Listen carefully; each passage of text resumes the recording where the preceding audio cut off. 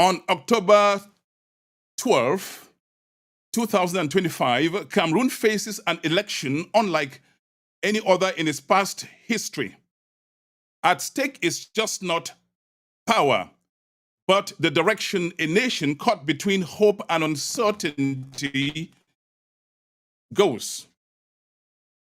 This week on Voices of Africa, my guest is Honorable Joshua Osih, presidential aspirant, businessman, and who doesn't know him.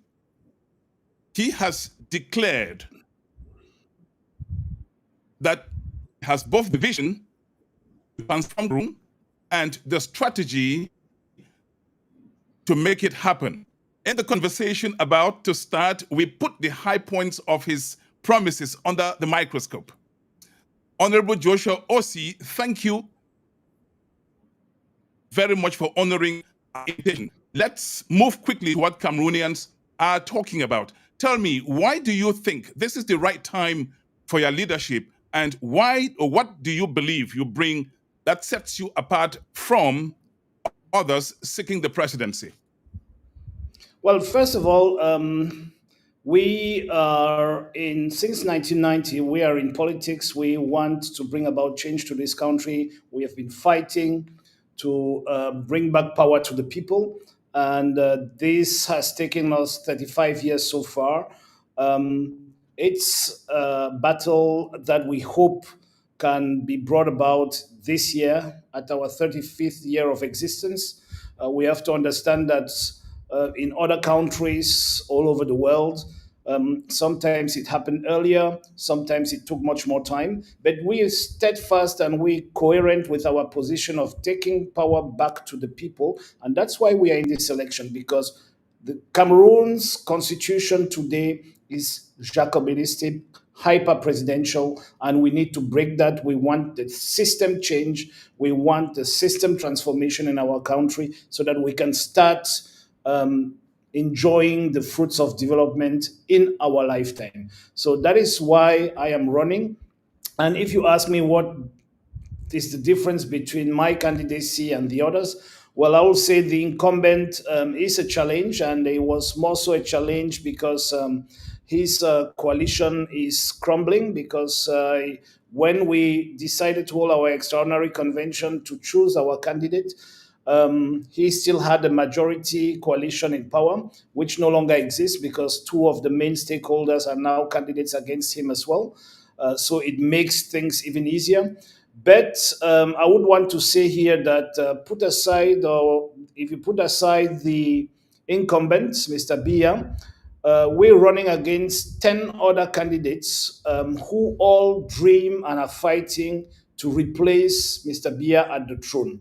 So we can say comfortably so that this race is between 11 candidates looking or vying for the throne, and one candidate, Joshua Osih, the SDF's candidate, who is vying for the republic, because I am the only candidate coming to this election to break down the system and give power back to the people through the institution of a new constitution, of a new social contract that will be federal of nature and with a semi-parliamentary regime. So that is the main difference between us. Now, I can now say as well that if you look at many other points, you will see that we have a marked advantage as against all the other candidates. But that is, of course, for the voters to go and make that decision. But if you look at political experience, if you look at loyalty, if you look at coherence in positions, if you look at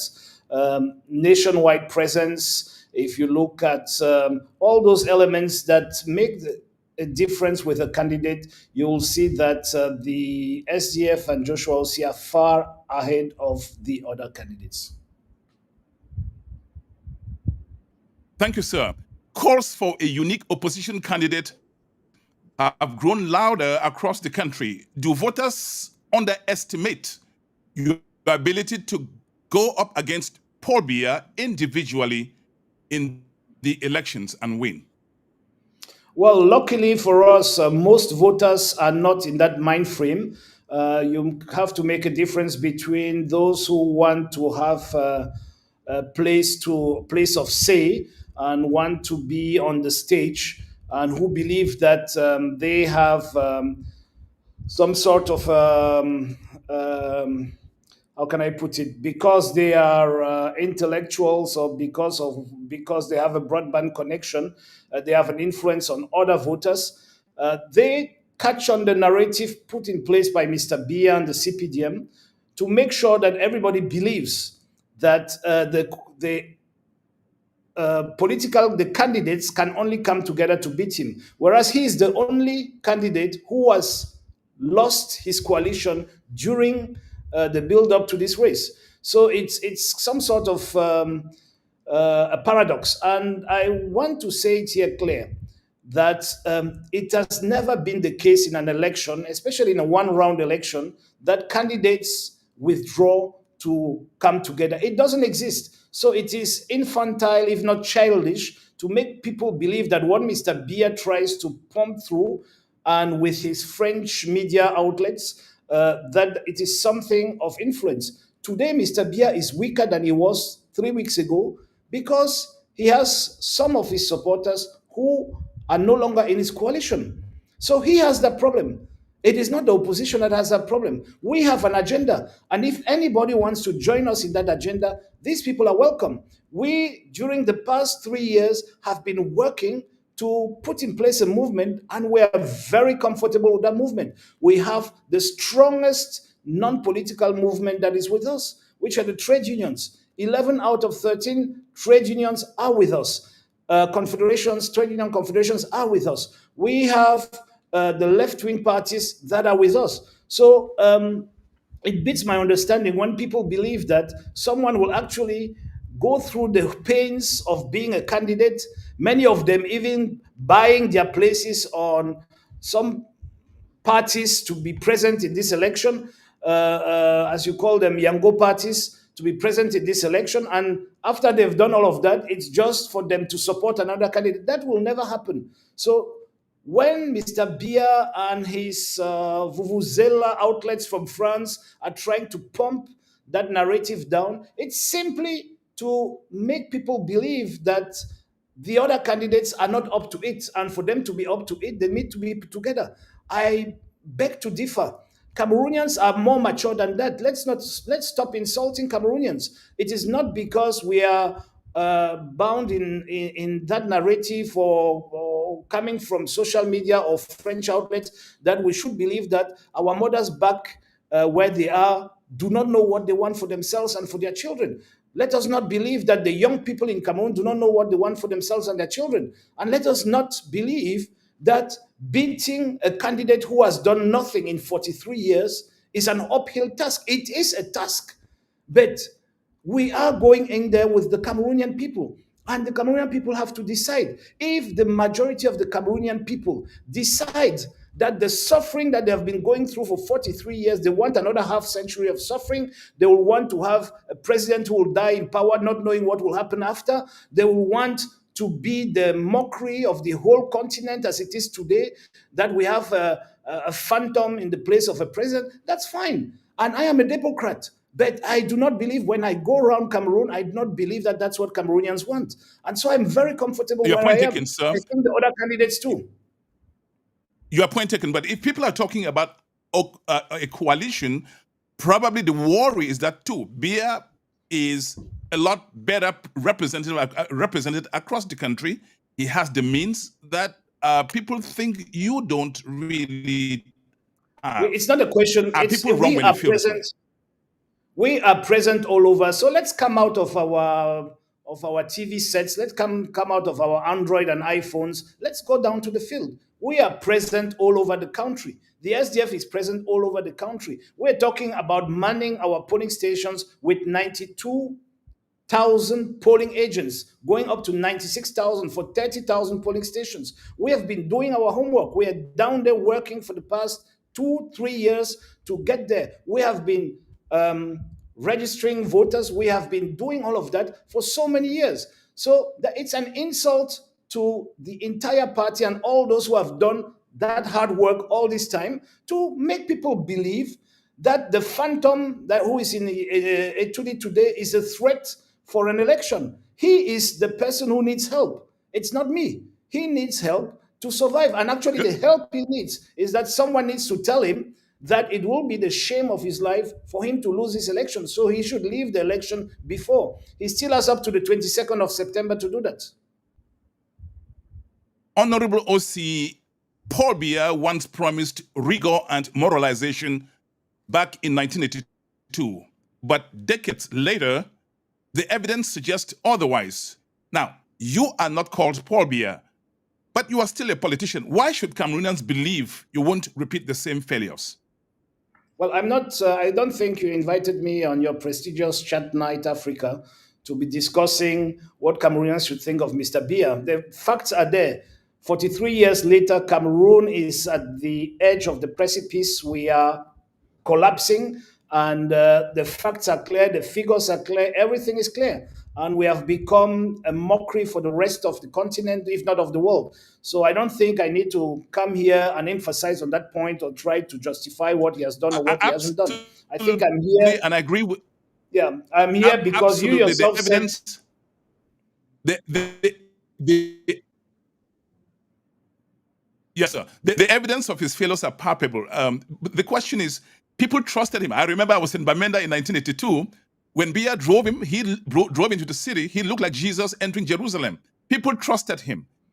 The question is, you might still have Cameroonians who are skeptics, but well, we trusted Biya 43 years after we had a disappointment. Tell Cameroonians why they should trust you. And you are watching Voices of Africa.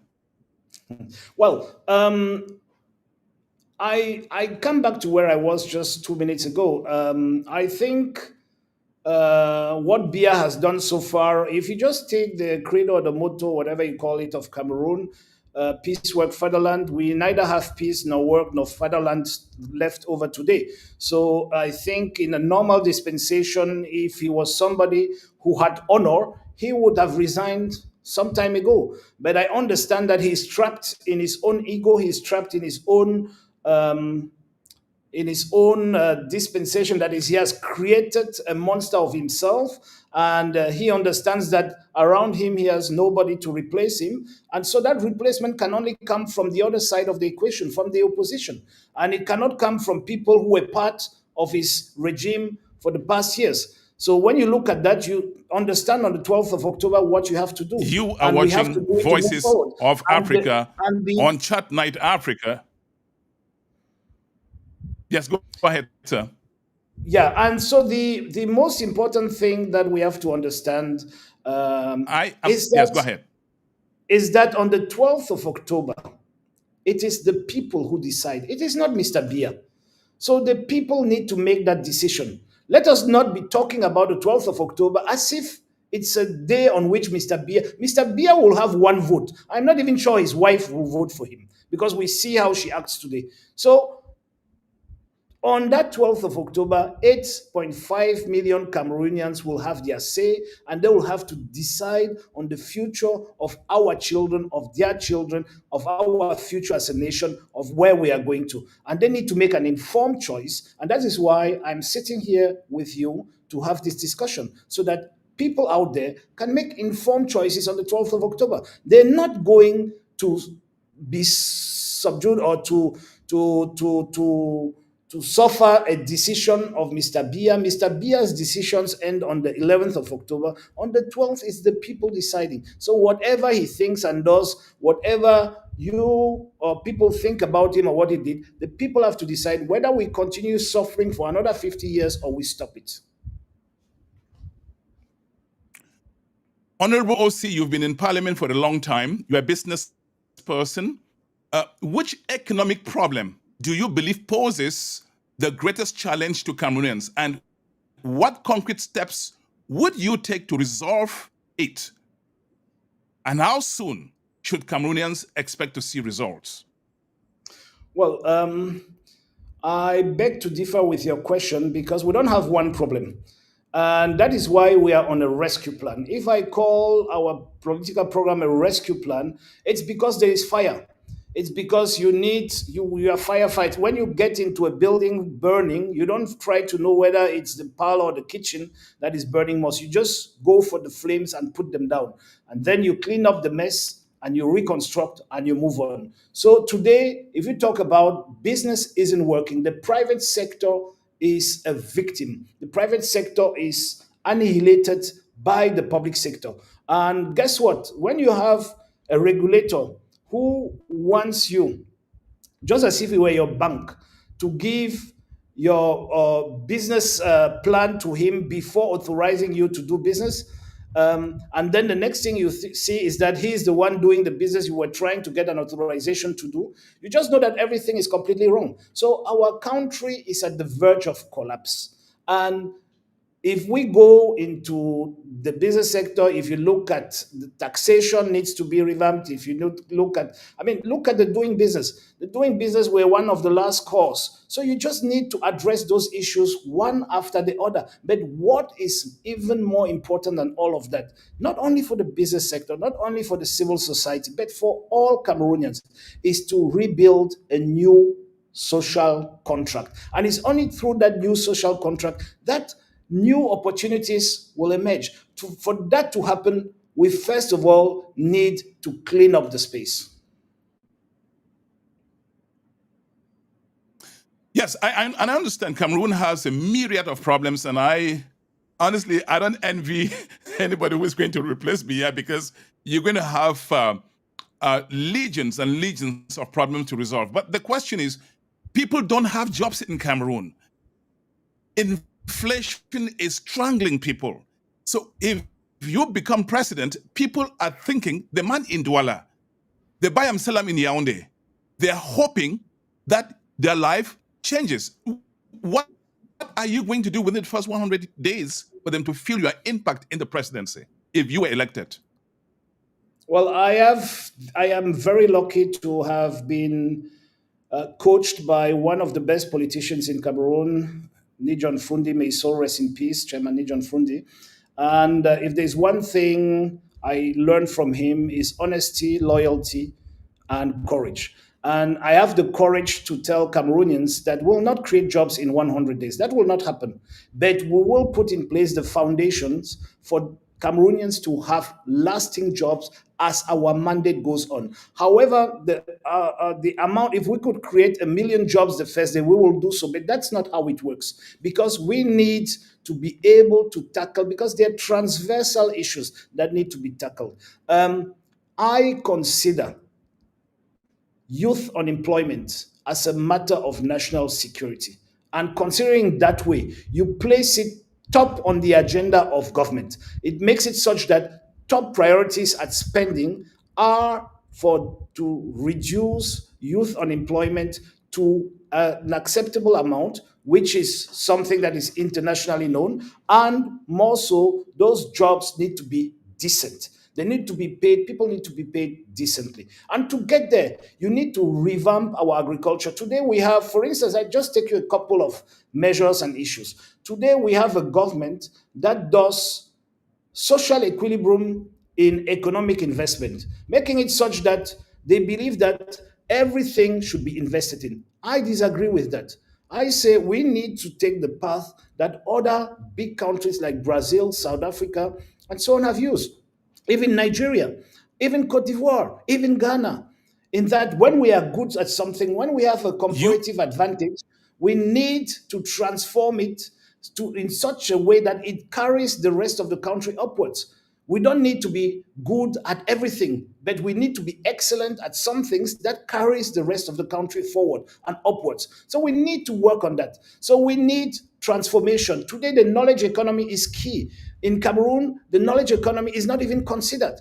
And at the level of the knowledge economy, the transformation of our goods, we need to understand that we cannot celebrate the fact today that we didn't invest in increasing the quality and quantity of our cocoa, but we are celebrating the fact that suddenly the prices are above 5,000 CFA kilo. And we feel that we have made an achievement. Whereas 1 year of work gives you 1 kilogram of cocoa at 5,000 CFA. And when you transform that cocoa, 1 hour of work gives you around $50 for the same kilogram. And so a government that Let me wants just to get latch on. jobs for youth needs to transform that cocoa, to create those jobs. So we need to industrialize. We need to invest in the digital economy, because that is where jobs are. Just recently, I was talking to the young men and women at Silicon Mountain in Buea, and coming out of it, we realized that we have a huge opportunity there. We just need to make use of, and we need to create the environment conducive for these opportunities to be harnessed by the young people. And we're talking about more than 300,000 job possibilities. So all of that is there. We have the tourism sector, which is only begging for a new regulator, which is only begging for a state that can make it work. But and above all of that, let me just end it here. You cannot get there as long as you do not believe that Boko Haram is a problem, as long as you do not believe that the crisis in the Northwest and Southwest is a problem. So you need to arrest all of that. You need to stop that violence so that people can start working, and working serenely. So it's a transversal issue we will work on, and we are confident that we'll deliver the goods. When you talked about youth unemployment as a national security issue, that naturally got my attention. The question becomes, what are the strategies you have to combat youth employment, practically speaking? What are some practical things you're going to do? Well, the first thing I just mentioned them. I mean, first of all, we are an agricultural nation, and our farmers are poor. You need to change that. And how do you do that?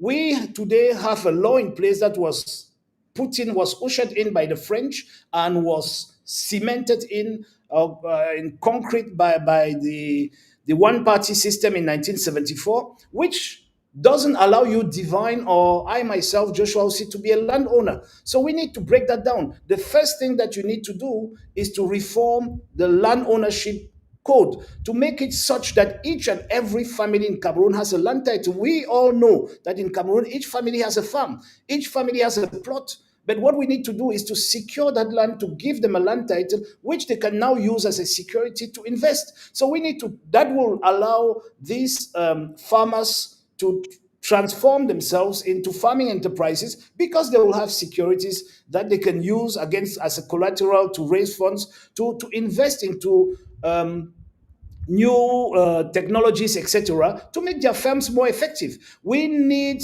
to invest massively, not as it's done right now, where we are investing about 400 billion a year for nothing, but we need to invest massively to transform our agriculture and to transform our agricultural products in Cameroon. And we need, doing that as well, let me just take one example, the rice sector.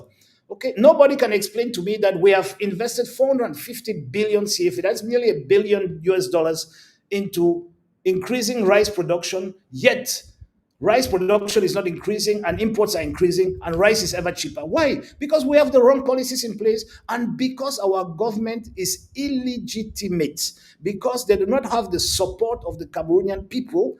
They are afraid of the price of rice. So they import rice that has been stocked for 10, 20 years, that is whitewashed and perfumed, sent into Cameroon at very cheap prices, subsidized with the taxpayers' money, to make sure that Cameroonians receive the cheapest rice in the world in their pots. And so they do not But starve. I'm going to take my cue. I'm going to take my cue from there, sir. You talk about the importation of rice when we have abundant rain and sunshine. I'm going to ask you the question: does it concern you, sir, that in Cameroon fish is imported, chicken is imported?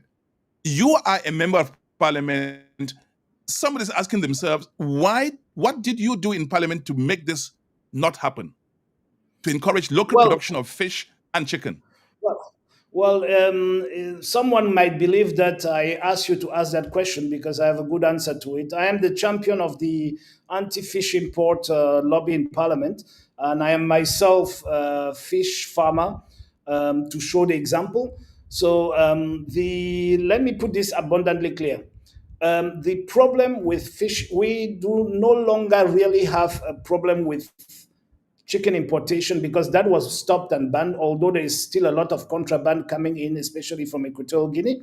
But on the fish side, we have a problem, and we are aware of it, and we've been putting it on the table over and over, and we have been pushing. And it is because of our work that fish imports have had increased tariffs for the past 4 years. Each and every year, they're increasing a little bit, but it's not yet where we want to get it. The government is afraid of taking drastic measures because they understand that they do not have the popular legitimacy. So if the price of imported fish increases to allow our fish farmers and our fishers actually earn a living from their fish, when that happens, they might have problems on the streets, because that is an index the population uses. But when you have the confidence of the people, you can explain to them the actual fish importation. I am from the coastal region. The actual fish importation that is done through a monopoly is done so at the detriment of 145,000 fishers, most of whom are now doing other petty jobs. They are in contraband fuel importation, they're in all whatnot to earn a living, because you can no longer earn a living from fishing, because to produce a kilogram of fish from our maritime waters will cost you about 1,500 francs. You understand? We at the finance committee, for instance, we decided to make outdoor motors for boats, for canoes, tax free, so that at least that rate can come down. So we have done a lot, but the thing is that government is hiding behind cheap food to safeguard its legitimacy, instead of obtaining its legitimacy from public policies which it doesn't have. Do you have the means in Parliament to block some of those things from happening? To block the importation Yes, we of do. rice, to block them? Yes, we do. Yes. We've just, And what were the results when you tried to? with just 5 to 15 MPs, according to how you see it, we successfully increased the tariffs 4 times. So yes, we can. It is the work we are doing is being important. And guess what? We raise the awareness because we put the problem on the table. Already that is a sign enough that our presence there has a value. Talking just of that. But we work with the fishers, the fishermen and women. We work, just this weekend, I'll be meeting them again. We work with these people. We have helped the national program for the aquaculture sector in Cameroon to develop. Today, they are, the last time I got it, there are, I think, 1,200 more aqua farmers than they were last year. So it's a good sign. We're going into the right direction. The problem, as I am telling you, is that we have an illegitimate government, an illegitimate president, a wrong system that is hiding behind cheap food in order to not expose its illegitimacy, and they are afraid that the people take onto the streets, and that is why they're doing all what they're doing. You talk about economic development, but how can you do that without, 1, power supply, 2, sinking the country deeper into debt?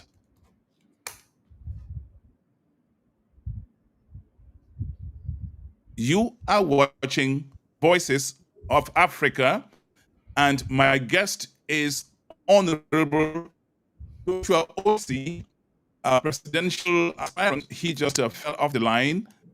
I am hoping that he comes up to take. Yes, sir, you're back on the line. So my question is, how do you do?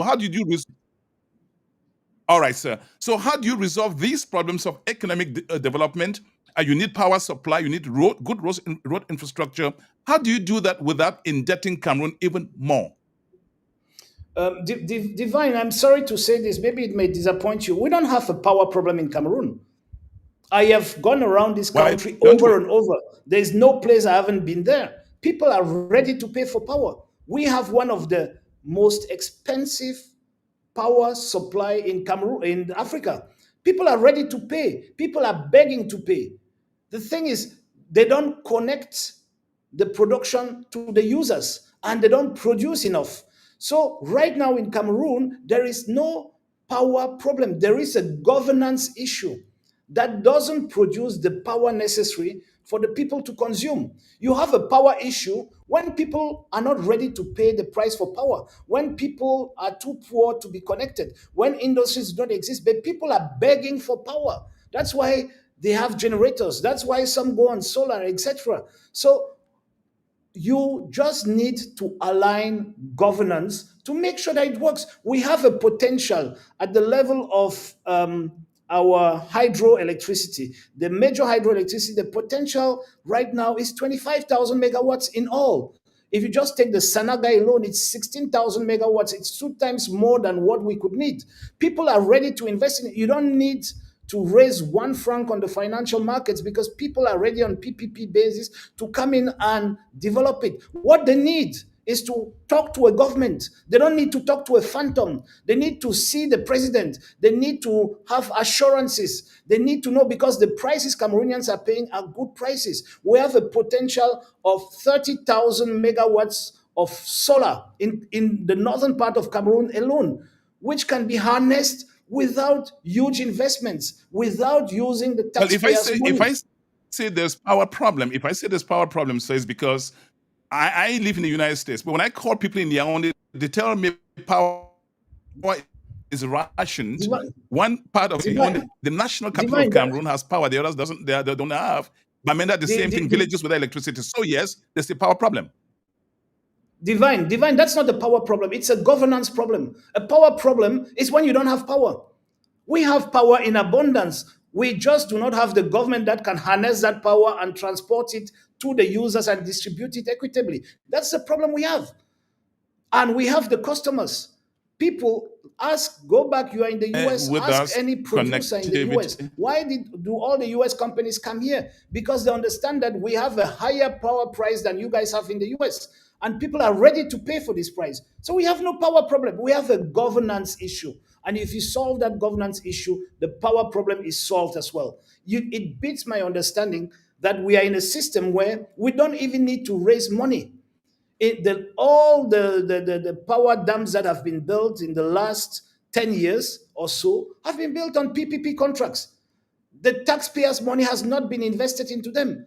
And the offtake of that power is taken 100% by the national power company. So you need to reorganize all of that. You need to have the appropriate governance. You need to be attractive to these investors to make sure that it works again.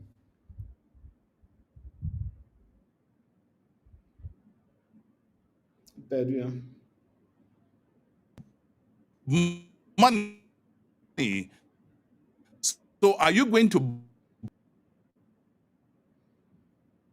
watching Voices of Africa? So how are you going to do all these things? Where are you going to get the money from? So the funding. This is you want to embark on massive undertakings to reform the country. Well, I've been in Parliament for a while, and I have been elected in the past as Vice President of the Finance Committee. So I have quite some budgetary experience. And as Quest of the National Assembly, I can tell you that we do not have an issue with raising or financing what we need to do. Don't forget one thing. We're going in to put in place a federal dispensation where, what does that mean? It means that the power goes down to the people. It means that the resources of the states are at the level of the base. And if we remain with a 3-tier system, as is the case today, with the councils being the lowest part, it means that the resources are in the hands of the councils. And the problem we have now is that the resources do not get to the people because we have a hyper-centralized system in place.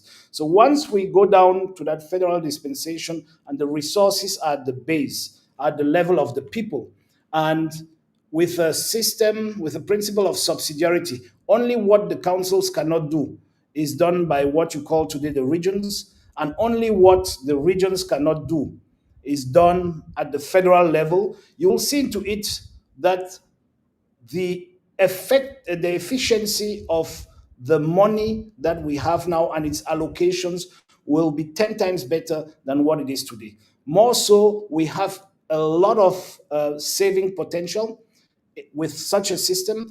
Right now, the last time in Parliament, I raised that objection on the 984 billion CFA that is squandered through the what they call means and services, which is simply theft.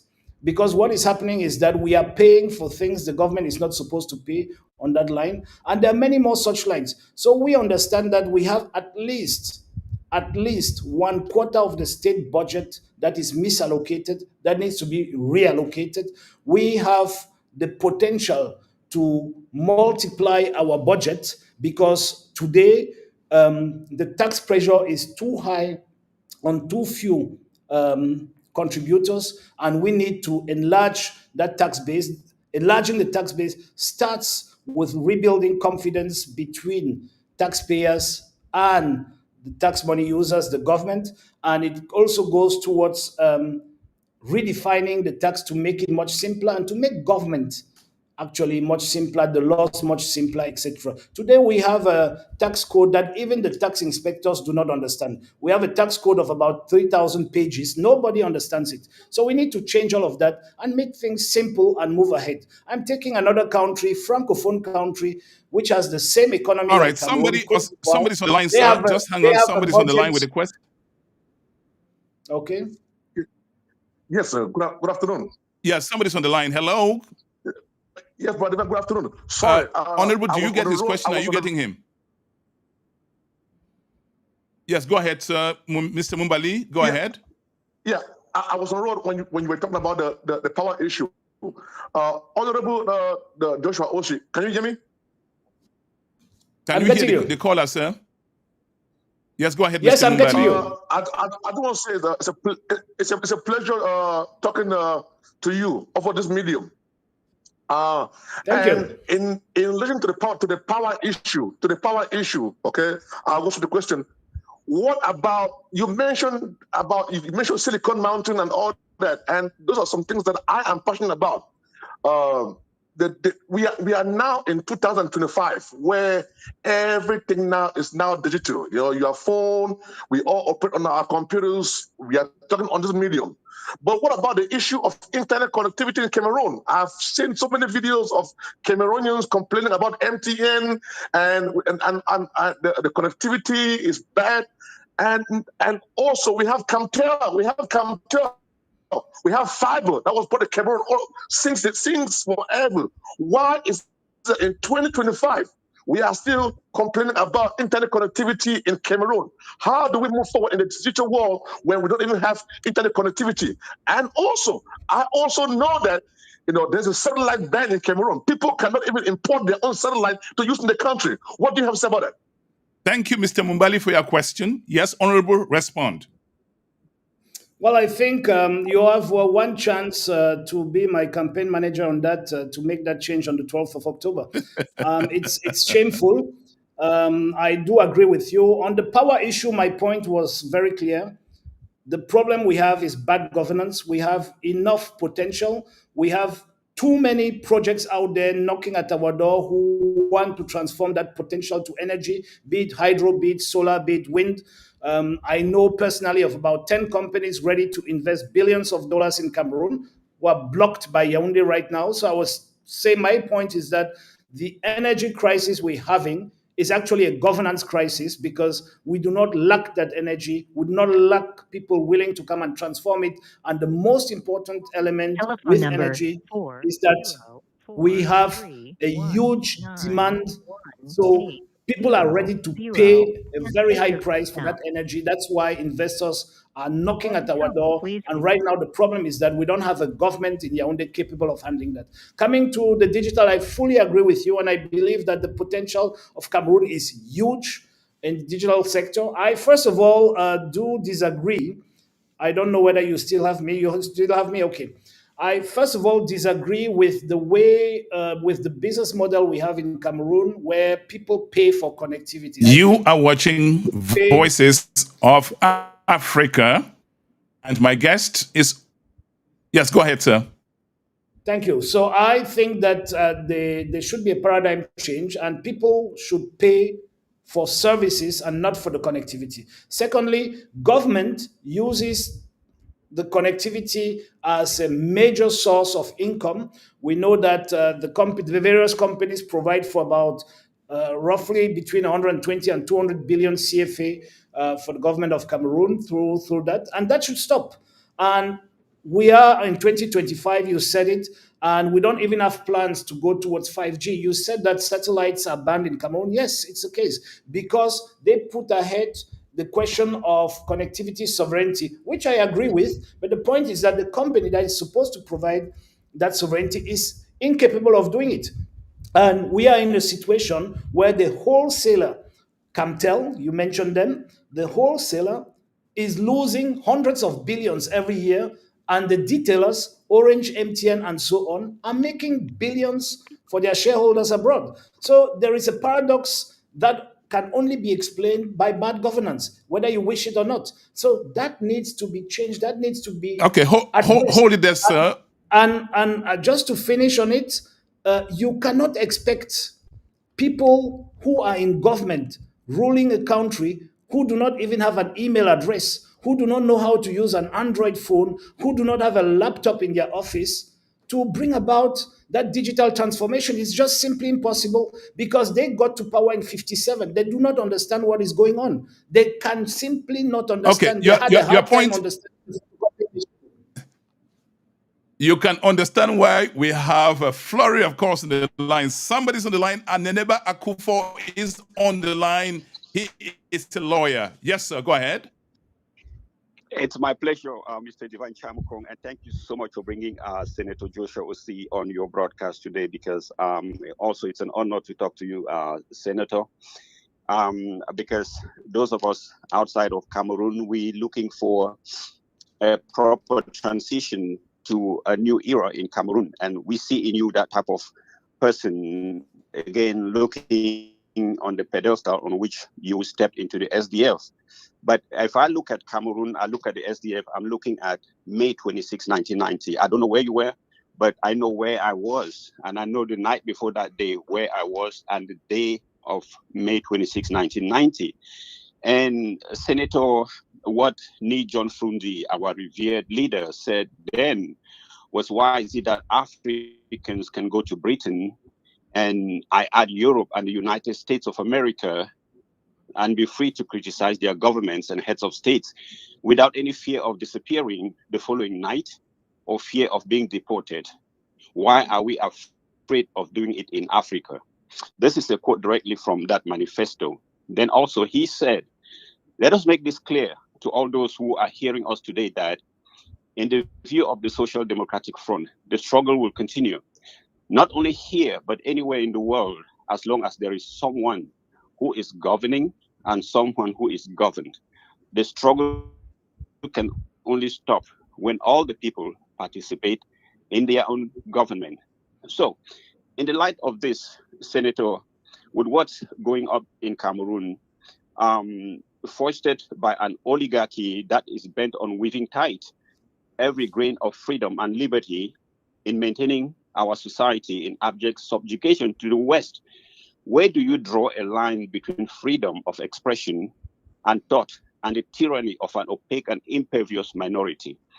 And as the first vice president of SDF then, and now the leader of that great party, when you join members of the other political party criticizing the US Congress for accepting that there is a humanitarian crisis in the Cameroon Anglophone regions, I listened to one of your podcasts, Senator, and you stated that anyone who is detained in Cameroon based on this particular crisis, if you are opportune enough to lead Cameroon one day, you would release these people so that you can sit and discuss with these people. So my question, a follow-up again to the first one, is there a crisis in the Anglophone region of Cameroon? Is this crisis constitutional? And is it a referendum or a presidential decree that's going to solve the Anglophone issue? All right. Because yes. keep your question short, sir, because we have so many people on the line. Yes. Yes, I'm sorry. Thank you so much. And one last one, Senator, on the issue of dual nationality, the law of 1968, I'm pretty much sure that you are versed on that particular law. How would you repeal that law, and how will you unleash the power of the diaspora to come back and assist Cameroon the way it is now? Thank you so much, sir. Thank you, lawyer Aneneba Akufo. Yes, Honorable Okay, Joshua. thank you. Yeah, Barrister Akufo, thank you especially for the quotes of our late Chairman Nijon Fundi, may his soul rest in peace. I would just like to say that I will not go back to 1990. We are in 2025, and the 12th of October is very important. And I think that we can honor that speech and the quotes there too on the 12th of October 2025. And if you cannot vote for reasons we all know, because you're in the diaspora and because your right to your nationality was retained from you, you can at least help others to exercise their responsibility of going out to vote to make that change. Now, to come back on, to start with the last point on your issue on the ordinance, it's not a law, it's the ordinance of the 10th of January 1968. I personally, and I am the only MP since 1968 who has put in 2 private member bills in Parliament to change that ordinance. Unfortunately, the CPDM majority flushed it out. The obese majority of the CPDM didn't allow the debate to hold. And the point is absolutely clear for me. We need to at least amend that ordinance, and that can be done by way of another ordinance, so it doesn't need parliamentary debates to get them. And so it is part and parcel of the immediate measures that I'm promising to take once elected. There are about 30 of them. You mentioned 2. One is the release of prisoners linked to the Anglophone crisis who do not have blood on their hands.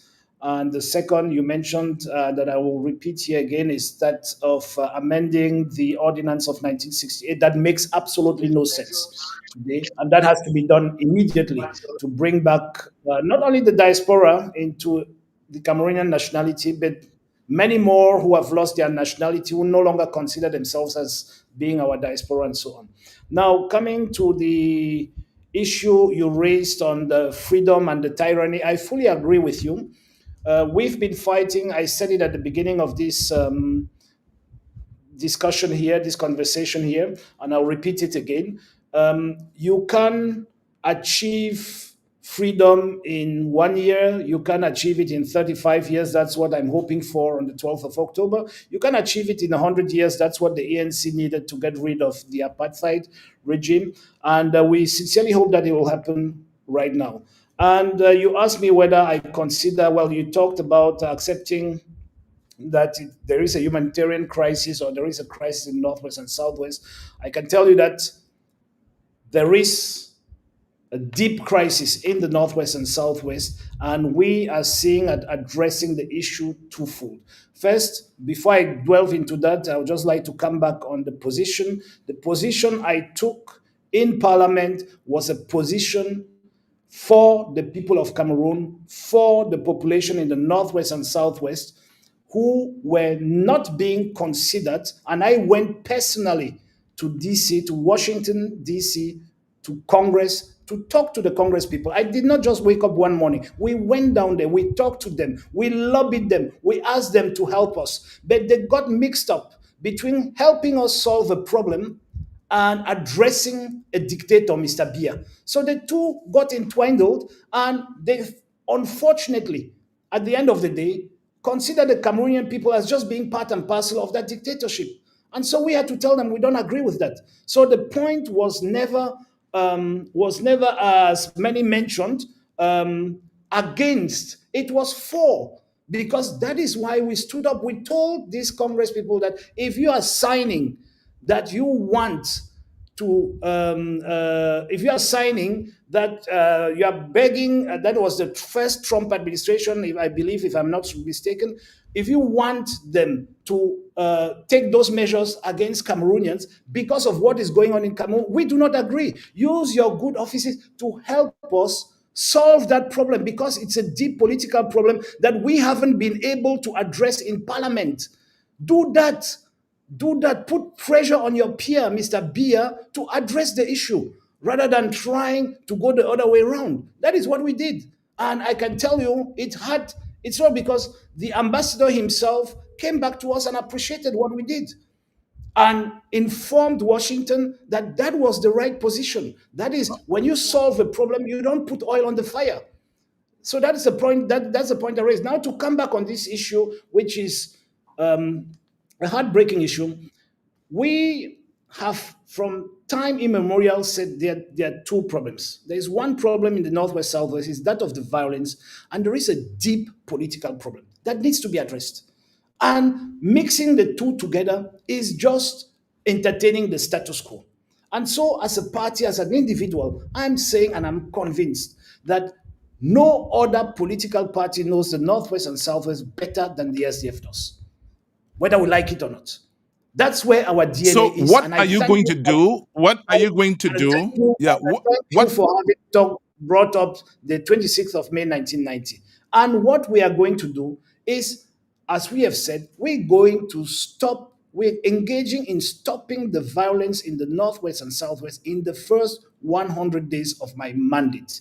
And there are ways and means to get there. Amongst the disruptive measures I am going to take from day number one, first thing, you mentioned it, I'm repeating it. You need to build trust. How do you build trust? There are too many young people in prison for nothing in this crisis. So all those who do not have blood on their hands should get out. Day one, out. Go home. Let's start talking to each other. Let's start building. You need a president of the republic who can go to, you cannot have two regions of the country in fire and you sit in your bunker in Yaoundé. The president needs to be seen in Mamfe talking to the people. Now, before I take the next call on the line, and if I can just finish before on I that take point, the next call on the line, so the question is, please. All right, sir. Let me just finish. I'm getting there. Go ahead, sir. Let's just take the pains. It's a very deep question. And once we have brought, and we understand two things. We understand that peace is expensive. You need to finance it. You need to put the energy into it, the political energy into it to get there. You need to make the necessary concessions to get there. Then what we are saying is that we'll go through a 3-year period, starting with a peace, truth, and reconciliation exercise for the entire nation, continuing with a national conversation in all 360 council areas of the country, and ending up with a constitutional conference that will propose a new constitution to the people of Cameroon in the 3rd year of our mandate. That will be proposed to the people by way of a referendum, and that new constitution will be federal in nature and semi-parliamentary as a regime. And once we go through that, we'll have 4 years to implement it. And that's why we say the political part of the problem will need some time, and we give ourselves a maximum of 3 years to solve the problems one after the other deeply. And then we say the violence, we have the possibility to stop it in the first 100 days. Thank you. Before I take the next caller from Delaware, we have lots of people calling. I don't know. I mean, I had a lot of questions here, but we'll do what we can.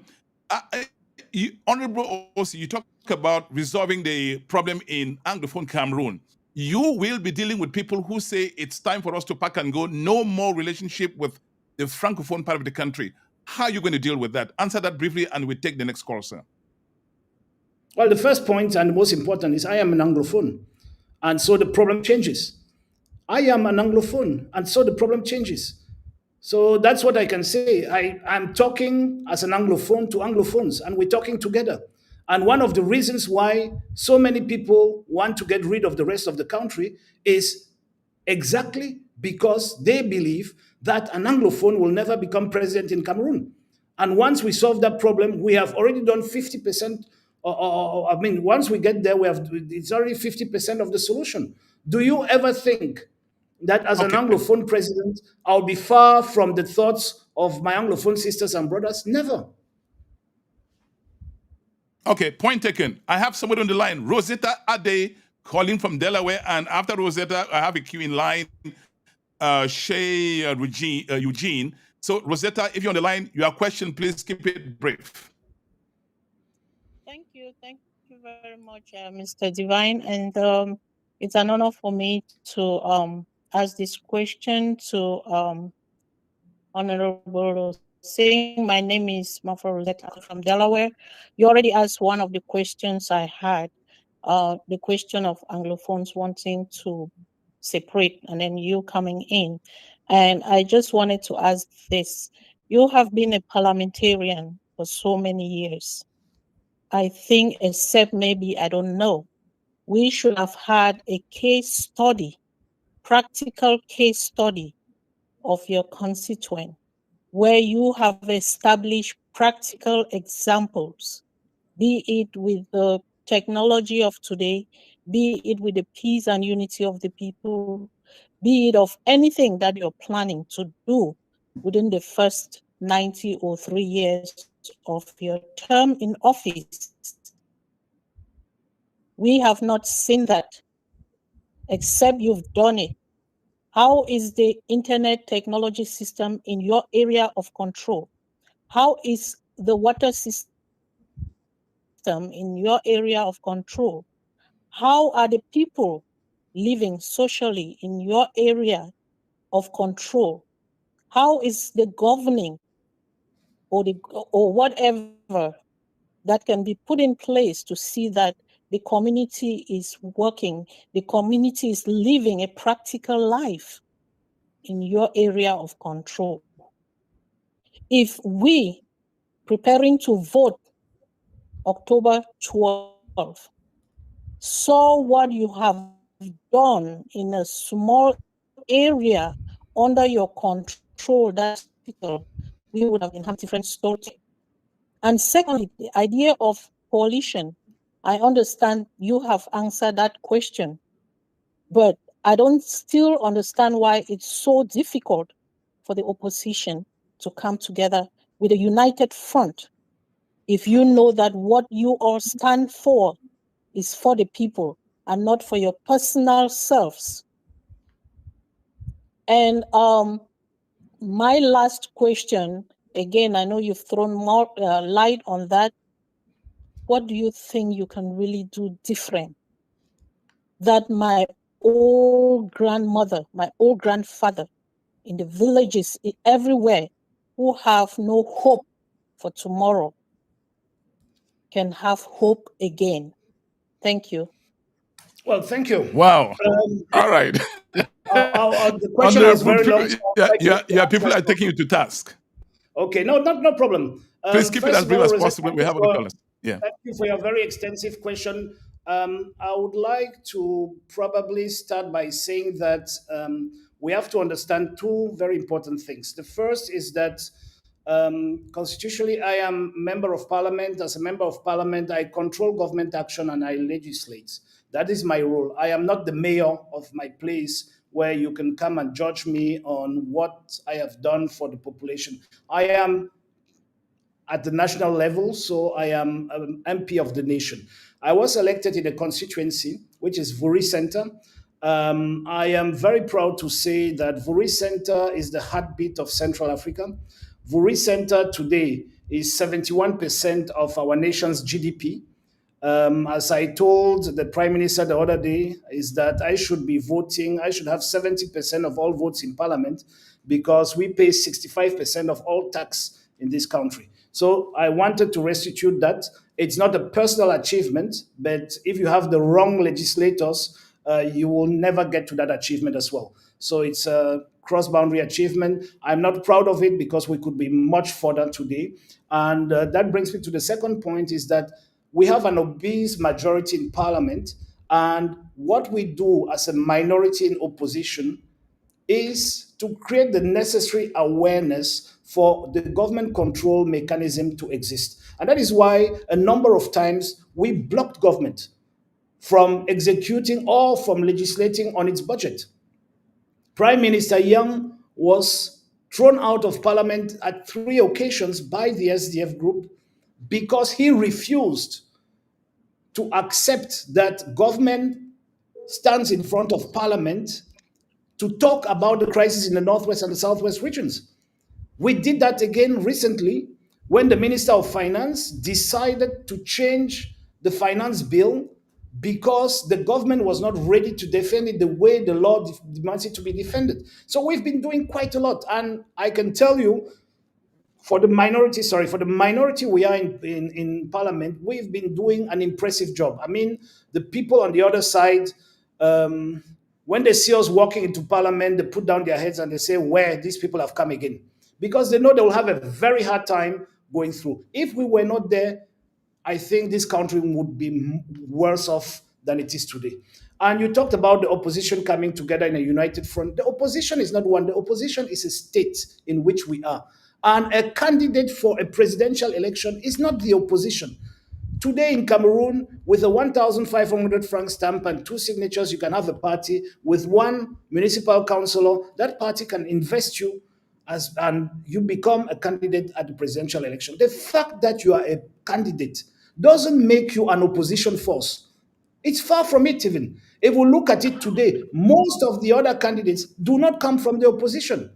They simply want to replace Mr. Biya. They want the same thing to go on. And so that brings me to the third part of your question, which was, what can I do different for your mothers waiting for hope? And it's simple. Out there, Rosette, we have 10 candidates who want to replace the king at the throne, and 1 candidate who wants to keep the throne. And you have 1 candidate, Joshua Osih, who wants to change the system. And that pledge has been on the table since the 26th of May, 1990. It hasn't changed. It is current. And you have a party that has been loyal to its words, that has stood its grounds, that knows, for one, we want power back to the people. That is our promise. And once your grandmother will take control back of her destiny by way of a federal dispensation, and once we'll have an accountable government by introducing a semi-parliamentary regime where the judiciary will finally become independent and parliament will control directly the executive and will have the right to give through a vote of no confidence to the government if they misbehave as they are misbehaving every day in Cameroon today. At that point, your grandmother will see her life changing. Why? Because the federal dispensation brings development to our doorsteps. It brings it in I have front a question. of us. Yes? Yes, sir. Let me follow up on the coalition thing, because I have a lot of questions online about coalition. I think that if people are talking about coalition, they're not talking about the G20. I heard some called G20, whatever. If you, Buba Bello Maigari, Issa Chiruma, Akere Muna, come to us now in the race, if all of you got together, Cabral Libre, do you think that could make a difference? It will absolutely make no difference. It makes absolutely no difference, because Bello Buba Maigari, Issa Chiroma are 2 people who worked against the Anglophones. They are 2 people who fought to make sure that the situation of crisis is maintained in those 2 regions. Let's say it. Let me come to Cabral Libre, who is my neighbor. He was never concerned with what was going on there, and he still isn't concerned up to today. And those people are those we want a federal dispensation. Bello Buba Maigari wants a centralized state, just as Mr. Biya. Issa Chiroma wants a centralized state, just as Mr. Biya. So why should I go to them instead of even going to Mr. Biya? Why should I take a photocopy instead of taking the original? I have told you, Divine, there is 1 federal offer on the table. That is Joshua Osih. You have 11 offers of the same. I have a question. They want to be kings of a monarchy that is Republican. That is the problem we have. So if these people suddenly change tomorrow, these people do not have polling agents. They are not on the field. So if they can lead into concessions to say, okay, we accept your federal dispensation, let's move together, we're coming to you, they will do it. But the problem is that if they come to us, I have met them. The first thing they will want is to come out of that federal dispensation, which is of no interest to us. So what I'm your point taken. I'm going to take another call now. Yes, sir. Let me make this absolutely clear. The government of Cameroon Okay, has sir. used your money, taxpayers' money, to the tune of nearly 4 billion CFA to date, to nurture that narrative. That narrative never existed in 2018. It never existed in 2011. It has never existed before because it has never happened.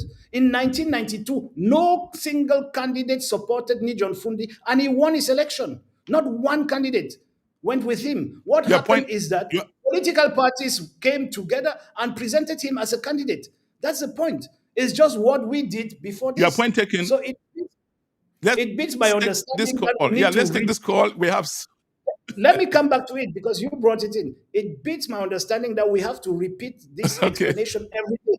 You cannot get people who are not interested in a political program to come together. An election is not an individual. An election is not a candidate. An election All right. is a program. It's a mass of people that you bring together. Those mass of people do not exist. They don't exist. All right. I get your point, sir. I get your point. Let's take this caller, Shea Eugene Ate. Your question, sir. Please keep it short. Thank you very much, Divine. And once more, thank you very much, Honorable Joshua. I have been one of your toughest defense advocate on social media, especially Facebook. And the questions people keep asking me is, why are we, SDF and Joshua Osih, so confident that they can take out Biya alone in October 12th? Number one. Number two, a lot of your detractors look at your entrepreneurship from a negative perspective, that you collaborate with the government, you collaborate with Paul Biya, you take contracts from the government. Can you dispel some of these false allegations? And thirdly, I know you're a social guy. You like to pal around with friends and with whoever is out to have fun and joy. And they say they've seen you drinking with Paul Biya's son, with Frank, therefore you are part of the family. Some of these allegations pick up ground because you are not giving the opportunity to explain to the public who an entrepreneur is and what you do with your eco-tourism entrepreneurship and the number of Cameroonians you've employed, which gives case to the fact you are bound to employ or to create jobs for Cameroonians once you become president of the republic. I just want you to make these clarifications so that Cameroonians don't keep asking me, why am I supporting somebody who is part of the regime? Thank you very much, Honorable. All right. Now, oh my goodness. Now, I think the question of the coalition has been settled. You don't need to go back there. Yeah, go ahead, sir. Go ahead. Okay. Go ahead. The detractors, as you call them, unfortunately, many are misled. Let me just inform you that one commentator is actually on his way to jail because of that defamation. I have never in my entire life had any public contract, not with the central government, not even with an SDF council. With an SDF run council, I have never had a public contract. So I don't even know how you do them. And my business, or the business in which I am, has absolutely no avenue to do any business with the state of Cameroon, because the state of Cameroon cannot do business with us because they are not on the demand side of it. Okay, the state of Cameroon doesn't develop ecotourism, doesn't deal in tourism and so on. The state of Cameroon doesn't have, how can I put it, doesn't have the need for our aviation services because they simply do not have an aircraft. And when the president of the republic has an aircraft, that aircraft is registered just as in the US where you are, on the pavilion of the army, because presidential aircrafts are military aircrafts. They are not civil aircrafts, and we work on the civil part of it.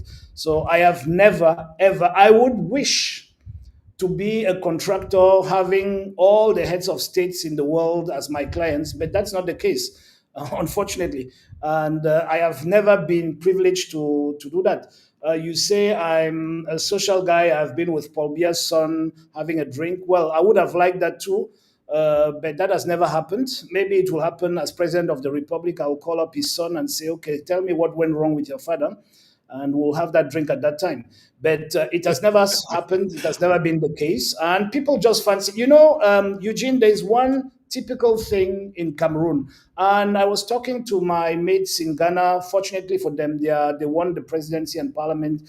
So they were talking from the side of power, that you have this thing in Africa, that people tend to believe that if you are in the opposition, it means that you are sour. It means that you are sour against the system. And for you to be sour, you should be walking around on foot in torn shoes. You should be wearing the same trousers for the whole year. You should be in a state at which renders you that sour. And that's why you're an opposition leader. So they do not understand that you can. It was the same thing with Nijon Fundi of late today, and may so rest in peace. That people would accuse him every day because he had a building, whereas he lost more money becoming a politician than he made while being in politics and still maintaining his business. It's the same thing for me. I have lost 10 times more money than whatever I made before. And people should understand that you can be against the government because of your principles, because you stand for certain values that are not shared by those in power, but that doesn't make them your enemy. It makes them your political adversary. And as such, if I had the chance to have a contract from the state of Cameroon, because if I were a contractor in the building business or so on, and I could have a chance to build a huge building or a road for them, I would be happy to do it. But that's not the case. I'm in a field of business that is excluded from public contracts in Cameroon because the government of Cameroon simply has no demand for it. So that's where we stand, and that's where we are. You are watching Voices of Africa on Chat Night Africa. My name is Divine Chamukong. I'm anchoring this broadcast from Washington, D.C. metropolitan area. On this platform, you have Voices of Africa. What you're watching now, you have Healthline. We have Family Matters, Next Generation Today, and Echoes of Hope. Before I get to the next thorny question of corruption in Cameroon, people have been asking that question a lot. I want to thank all the people who support this platform. We have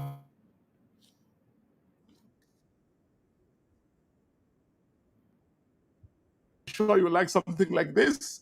That's Michael in Douala, where you are. You can reach him at 237. That's plus 237 651 010506 plus 237 651 010506. Michael in Douala owns one of the best men's clothing stores in Cameroon.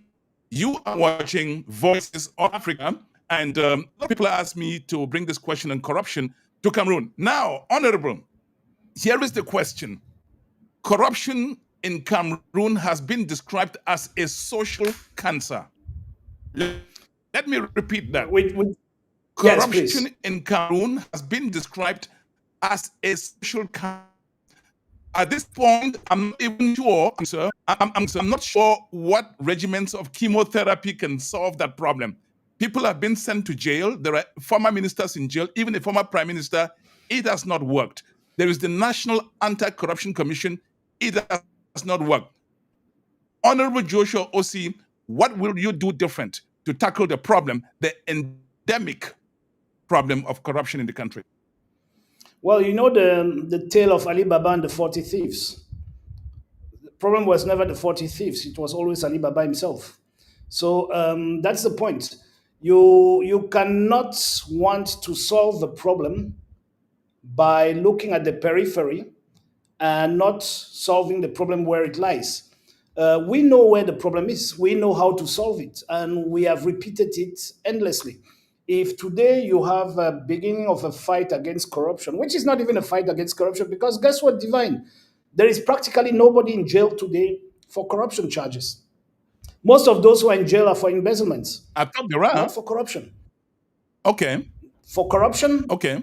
So They are for how are you going to solve the embezzlement, problem? and which is not exactly the same thing. Which is not the same thing. So you have to understand that Mr. Biya rules Cameroon through corruption, because he does everything to keep the salaries at a minimum, to make sure that you use as there is a World Bank report on that makes it abundantly clear that Cameroon has the lowest civil servant salaries in the world, but the civil servants in Cameroon are those having the highest living standards in Africa. And so there is a problem. If you look at the number of bank loans that have been given out just in Yaoundé to build for building purposes, and you see and you count the number, and that's the IMF director about 15 years ago who mentioned it to me, that they're actually paid for a study of the number of houses being built. And the difference was about, that is, the number of loans did not represent 2% of the number of houses that are being built in Yaoundé at that time. And guess what?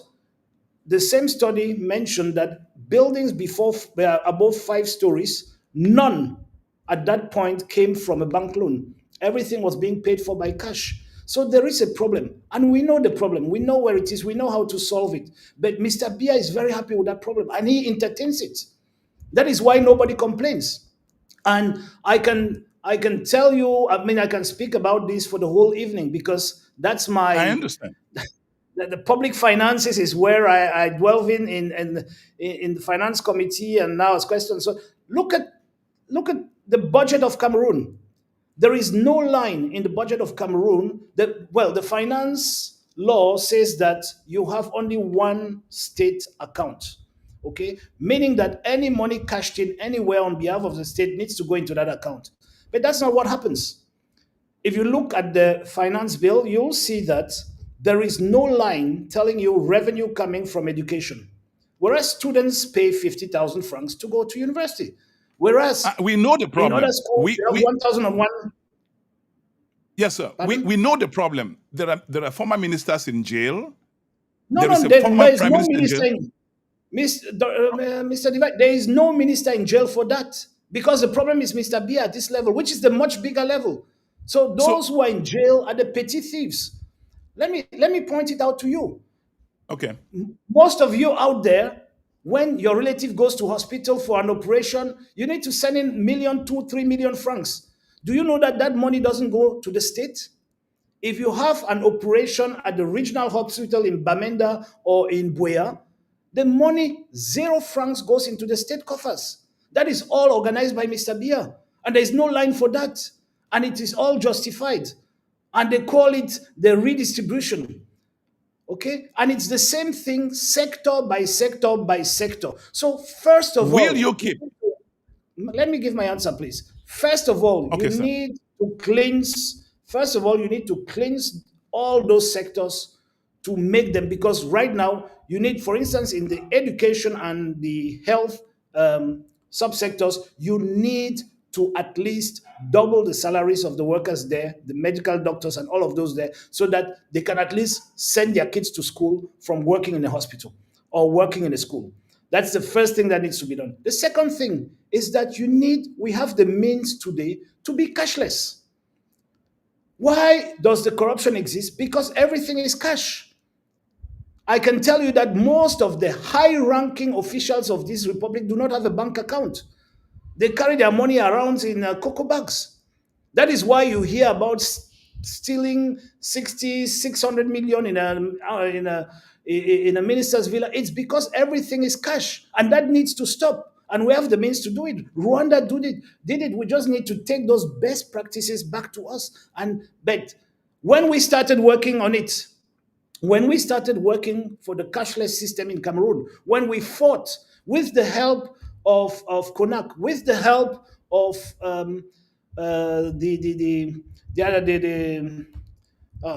the audit bench of the Supreme Court, when all these people gave us their helping hand and we started the uphill fight, people told us that you'll be killed very soon, because that's hundreds of thousands of people live from that. And once you change that, you remove the cash from the transactions. You put a semi-parliamentary regime in place where you have parliamentary oversight, where projects need to be presented and in front of Parliament and audited by Parliament to move on, you will see that all of that will stop. Why does it happen today? Because everything is being controlled in minute offices of service chiefs and all those people.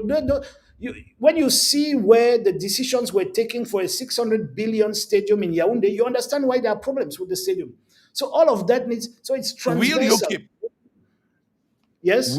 Will you keep the National Anti-Corruption Commission? Will you keep it? The National Anti-Corruption Commission has only an advisory role. So it has an important role because it tells the President of the Republic where the problems are so that he can act. The Anti-Corruption Commission in Cameroon is not a prosecutor, is not a police officer. They don't have those competencies. Their role is to give an advice to the President of the Republic where Cameroon stands in the field of corruption. And I think their reports have been excellent. What has been happening, the president has been receiving the report every year. He just received the last report 1 month ago, but of 2024. But you will see that until he gets the next 2025 report, well, he will no longer be head of state by then, luckily for Cameroonians. But each year, until the next report comes, nothing is being done. Whereas everything is clearly stated in the report of what has been observed on this field. So the CONAC simply does reports based on observations, and now the President of the Republic, that is the procedure, needs to instruct the audit bench to find out what exactly went wrong there. The audit bench of the Supreme Court has informed the head of state of all the wrongdoings of his ministers with bank account numbers, with transactions, with everything that you can want as affidavit, but he has done nothing. And so I say, he is the problem.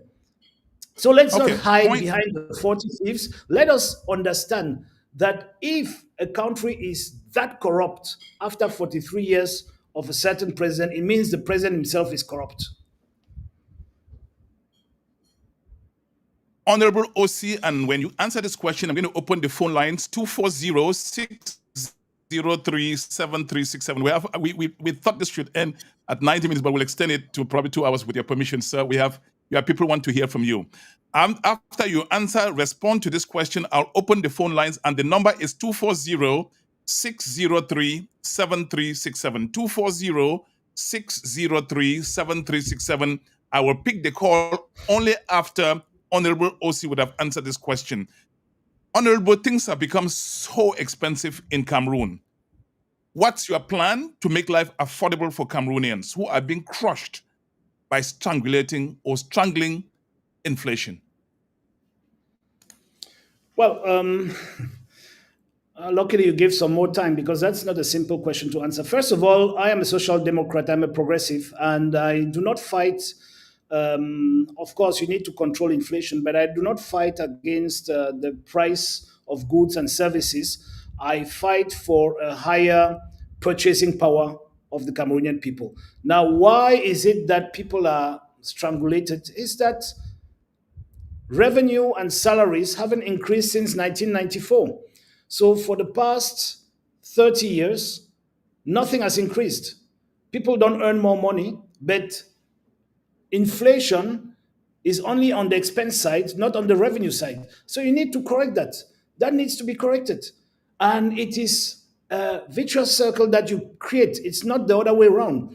And that is why you need to work on that on 2 levels. First, on the socioeconomic level, to make sure that people earn more and produce more, by the way. And secondly, you need to work on the social justice sector, where you need to be able to put in place social laws that make it such that the majority of the poorest Cameroonians can come out of that poverty. Now, you have to understand that for the first time in the history of Cameroon, 33% of Cameroonians are below the poverty line. That had never happened since Cameroon became a country. And that is something extremely, extremely annoying. And it didn't happen so because Cameroon is poor. It happened so because Cameroon is mismanaged. And so on that social sector, we're going to take from, I happen to have ties to the Brazilian president, and he did something formidable that took him out of prison and back into power, which he calls Bolsa Familia, which is simply a family grant. So instead of the 105 programs that exist today in government spending about 200 billion a year for nothing we see, we're going to put a family grant for the poorest families in Cameroon. And the good thing with the family grant is that you have obligations. You don't just receive money. You receive help, you receive money, and you receive vouchers.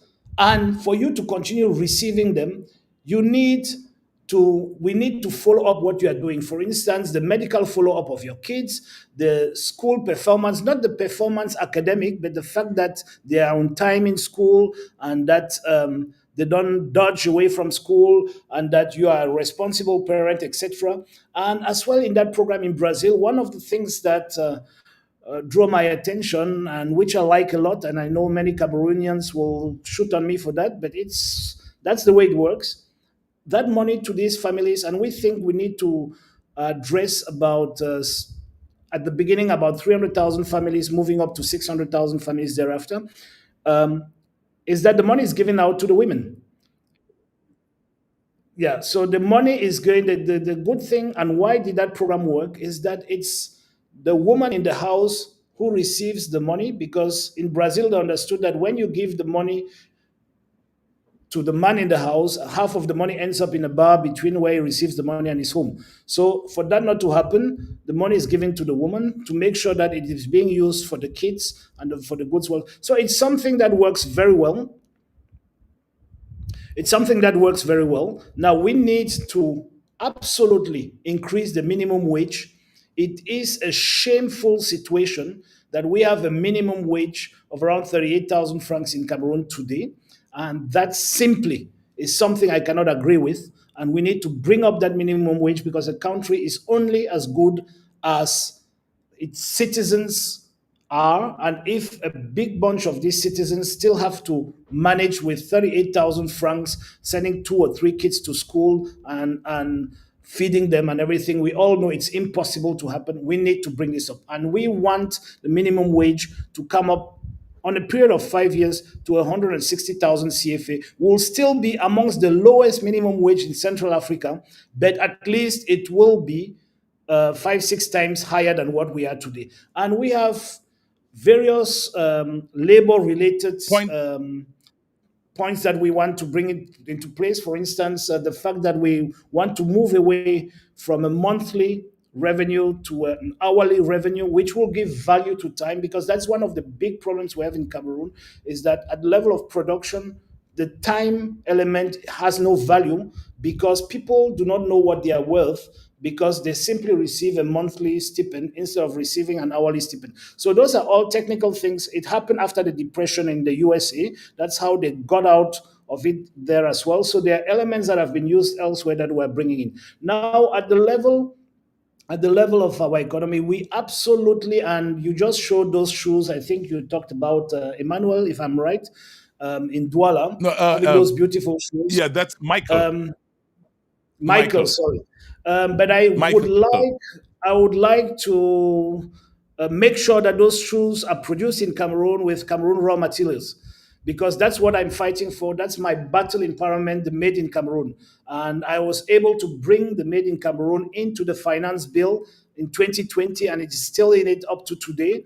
And so we are fighting for local transformation, because it's only that added value that can give more money into the pockets of Cameroonians. That's where it comes from. So we need to consume Cameroonian. We need to be able to consume Cameroonian products, and whether we are abroad or in Cameroon. And we have, guess what? We have very good shoe producers in Douala. I personally wear some of them. And we today have in Marua, we have a whole faculty dealing on leather goods, and a whole department in the Faculty of Production dealing on leather goods, and bringing out young, talented people who can transform our leather, not from the leather we have in our Eru and in our Atru soup, but leather that we'll wear on our feet and move on. And, I know you have a lot to say. Those are very important. About this, but let's move on. Yeah.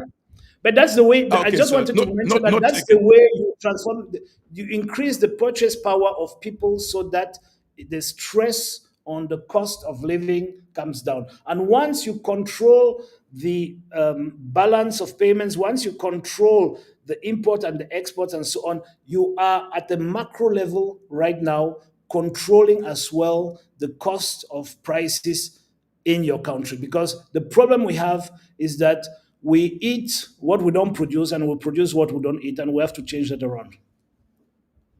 Thank you, sir. You can watch this show in high definition. My producer is saying there are hundreds and hundreds of people watching on the internet, www.chatnightafrica.net, www.chatnightafrica.net. We will keep this show there till the election is over, so you can, those who cannot watch it now, it'll be there and in high resolution. You can also go to YouTube. You see it on the scroller. You can go to YouTube and you watch it there in high definition. Please hit the subscription button and notification bell to show us some love. Question about the Constitution. Professor Joseph Owona, a respected authority in constitutional law, described Cameroon's judiciary as independent. Honorable Osih, you, however, have emphasized the need to establish an independent judiciary. How do you define judicial independence, and in what way does your perspective differ from Professor Joseph Owona's?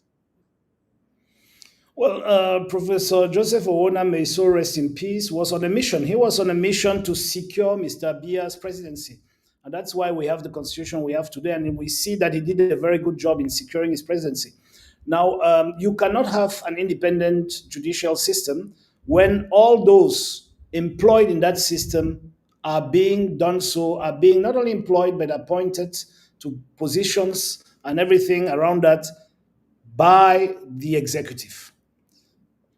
In today's judicial system, the judges, the magistrates, the prosecutors, and all those around are being appointed by the executive, nobody else. And so they are answerable or accountable to the executive, not to the people of Cameroon.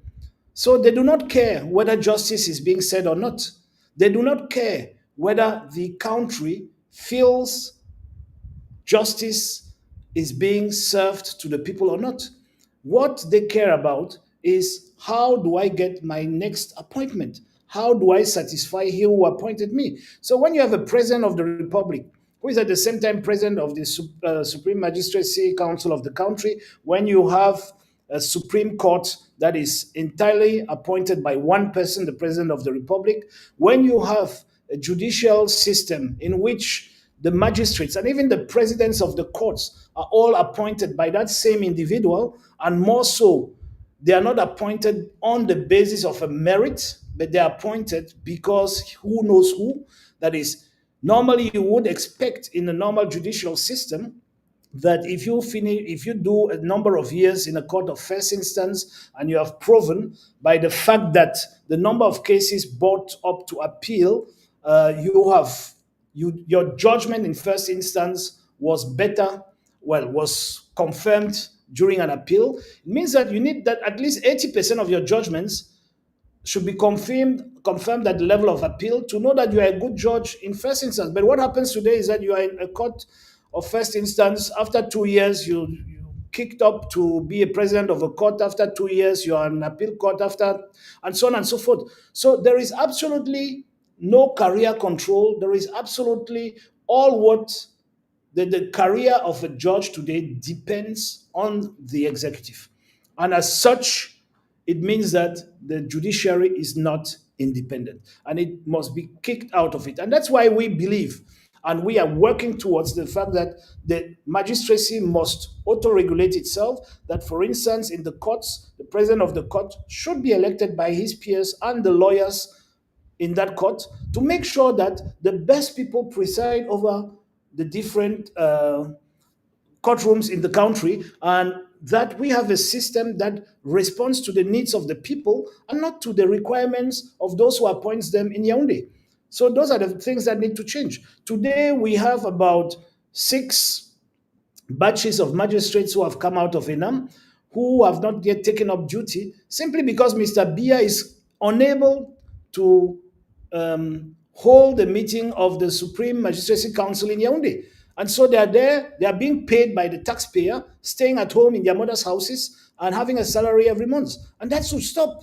It should stop. And as well, we believe that one of the problems of our judiciary is the National School of Magistracy, ENAM, which needs to be closed down as a symbol. It's a symbolic act to close it down, to end that colonial chapter, and magistrates should reach their duties, should become magistrates, and should be able to be trained outside of that corrupt school. All of us know that to get into that school today, you pay between 20 and 30 million CFA. So how can somebody who paid a bribe of 30 million francs to become a magistrate be a clean magistrate thereafter? It's just impossible.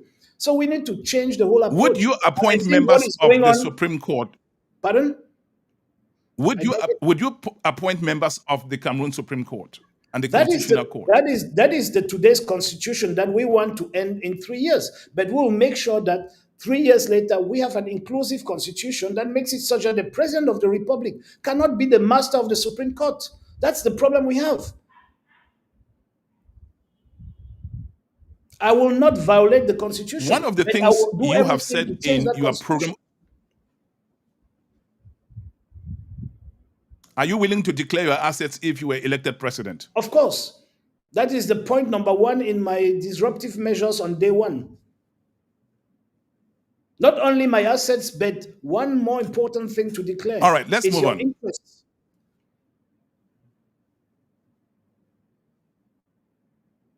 All right, let's move on to the problem of federation. Honorable Osih, you believe in a federated form of state. Why do you think that's a panacea for Cameroon's problem? And here's why I ask you this question. Most of the world's governments are unitary systems. Some Nigerians, and like Ethiopians, may not agree that their federal form of government has solved their problem. So why do you think that a federation solves Cameroon's problem? Well, and I ask you this question not to prefer one over the other. The most of the world governments you're talking of are governments for a nation that exists as a nation.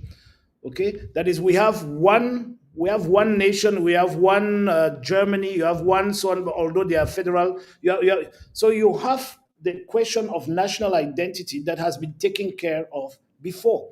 But now when you have this diversity that we have, and when you need to bring development down to the people, you cannot do so through the centralized Jacobinistic system that we have today. It just doesn't work.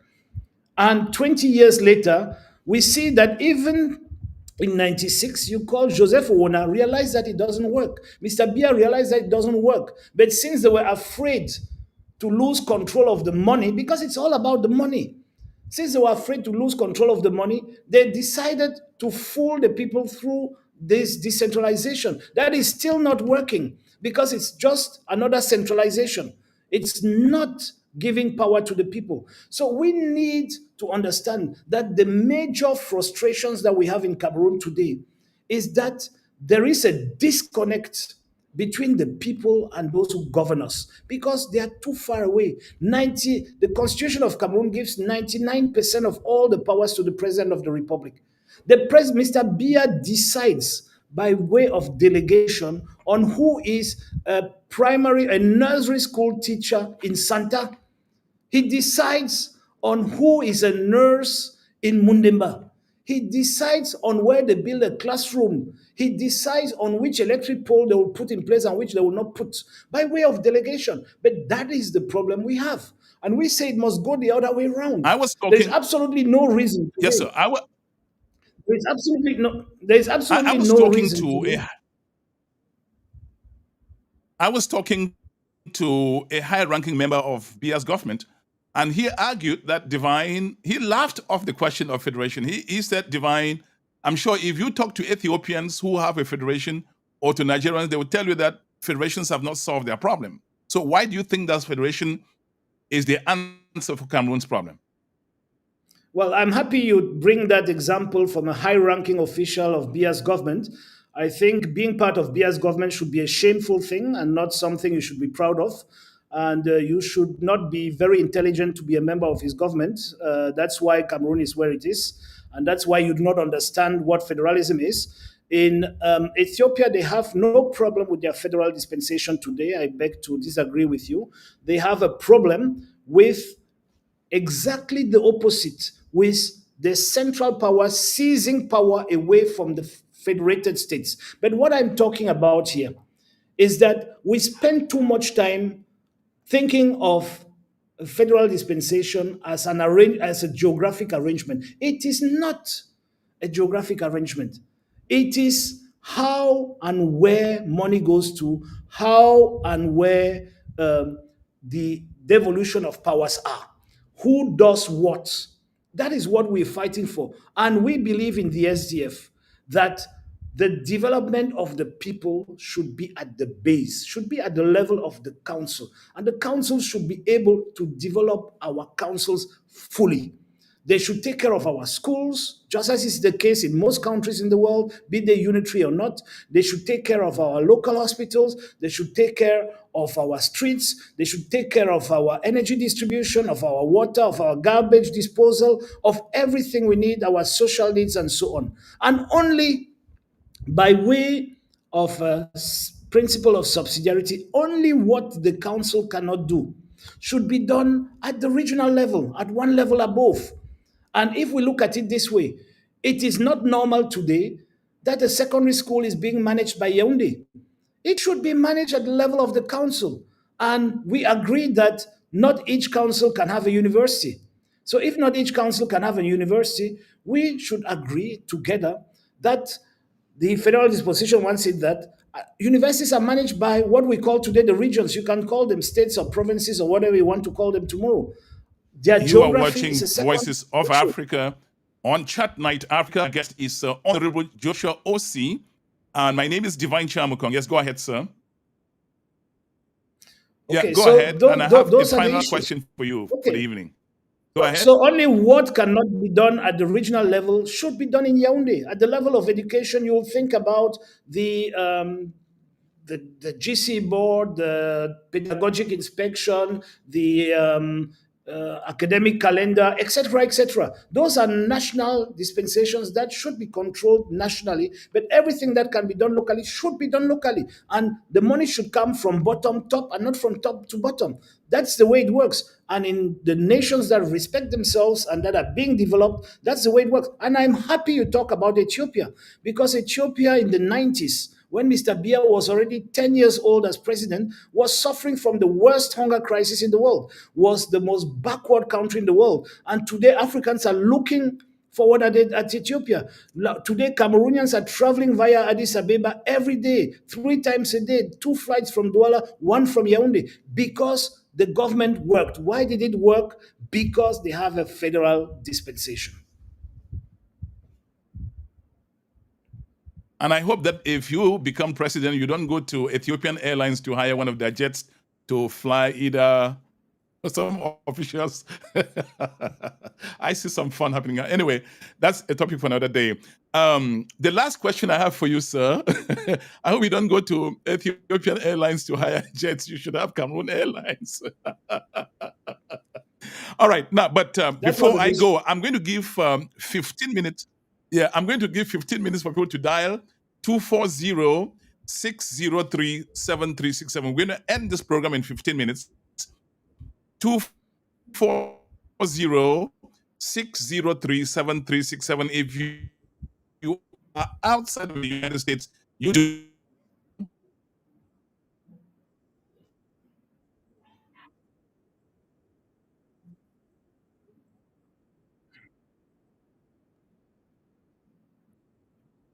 Zero 603-7367. My last question, and I hope you people call. If you don't call, please don't call me after everybody's going to ask me questions, because I am not the guest. I'm only here to ask him questions. Honorable, youth unemployment is often also blamed on education that prepares students to be employees rather than job creators. What is in your plan? If this is true, that our school system produces more job seekers than job creators, what is in your plan to fix the problem and fix it quickly? Well, before you answer, there is somebody on the line. Hello. Yeah, before you answer, sir, there's somebody on the line. Just hold on. Yes, your question, please. Hello. Yes, please, your question. Yeah, good afternoon, sir. My question to Honorable Joshua Osih is that does he see himself in a coalition with former Minister of Communication, Mr. Issa Chiroma Bakari? That's all I have. Right. Now, sorry, we had already answered the question. We want to maximize the number of calls given the time we have left. So he has already answered the question on this show about coalition. I can answer that question. I can answer that question again. I have met him a number of times. We know each other. Yes. He has. We have suffered betrayal from him a number of times. The last time before that was 2004, before he got into government, and we knew why he was there. You know, when you have had a problem with the same person over and over, and if you believe that this time around you'll not have the problem, then you are the problem. And I had a discussion with him. I am happy that he went public to excuse himself for the words, for the position he took and the words that he had against the Anglophone community in Cameroon. But I think that those excuses are not enough, because he should have excused himself and said it is the wrong thing for him to want to be president after what he had said. And I am loyal to my party. I am loyal to our base, and I need to stand for what we stand for. We stand for social justice and equal opportunities. We stand as a progressive party to defend the interests of the people of Cameroon.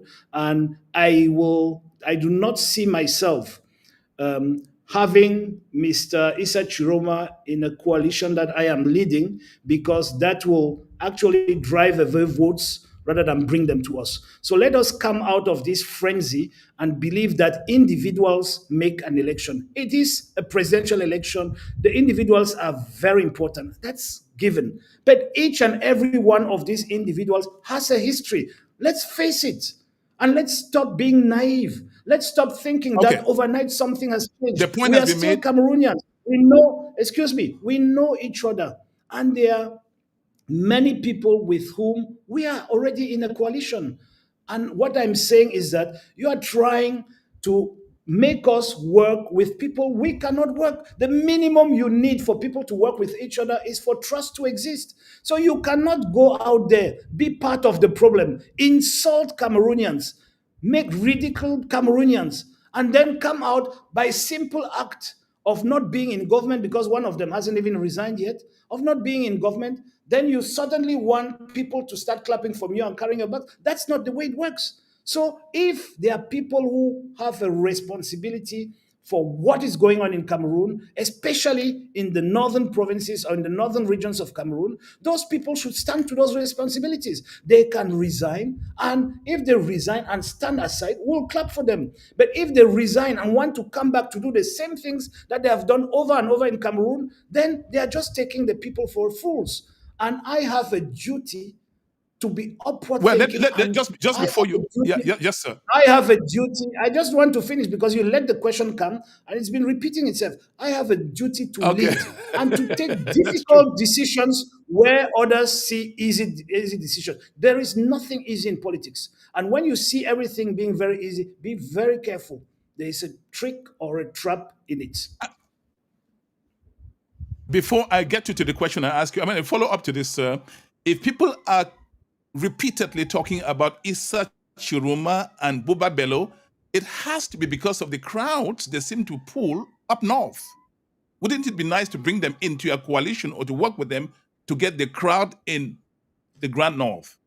I think that's where the question is coming from. Divine, don't get confused. Don't get confused with the crowds you see and voters, please. Okay, there are two different things. We are in Cameroon. We know each other. We know where we stand. We know where we're going to. Divine, I told you at the beginning of this, the person who has a problem with Mr. Issa Chiroma and Mr. Bello Buba is Paul Biya. They were part of his coalition. His coalition collapsed. They came out of it. So when a coalition that you face collapses, it makes your job easier. It doesn't make it more difficult. Okay, let's go to the point of an educational system that trains job creators instead of job seekers. What would you do to solve the problem, and quickly? I didn't get you.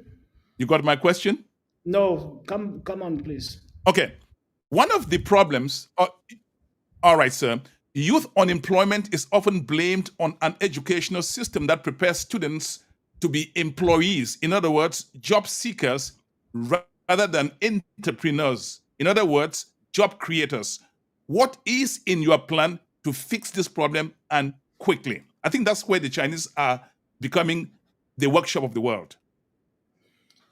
Well, thank you for that question. It's a very important one. We know that we need to change the paradigm immediately of our educational system. We need to work on that. For instance, there is one point that beats my understanding. We have 405,000 students in our public universities, of which basically 400,000 are studying arts-related subjects. Or I think a bit less, 385,000 are studying arts-related subjects.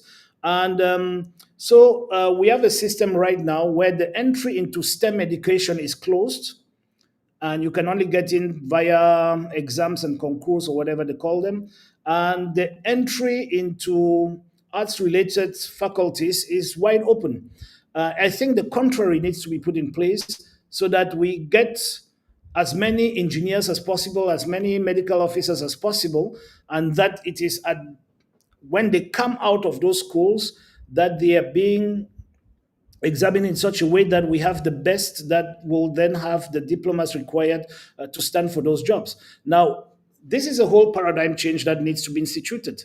And today, the government of Cameroon is rather trying to keep young people busy for as long as possible to keep them away from the streets. So the educational system that we have actually has, with the HND that they put in place, actually doesn't want to play a role to train people to work for Cameroon tomorrow. The role they're doing, again, because we have an illegitimate government in place that doesn't need young people on the streets, is to keep young people busy as long as possible. I know it's a bit complicated to understand, but it's a whole political program that is being carried out by the Yaoundé regime today. And that's why you see so many private universities getting open and recruiting as many people you have people, young families spending 2-3 million francs for their children to do a diploma in management, which all of us know it doesn't mean anything, but it exists and it's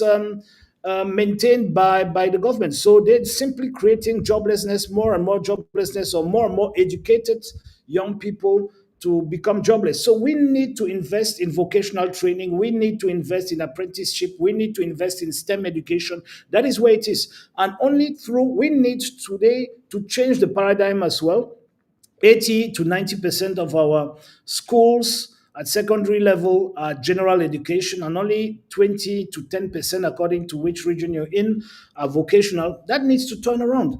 That needs to change as well. We need to put in place an apprenticeship system. It has worked in other countries, including China, you just mentioned, and we need to take those best practices and bring them into our country to make sure that we have people who can do the job. Today, we do not have that. Then furthermore, we need to work on orientation.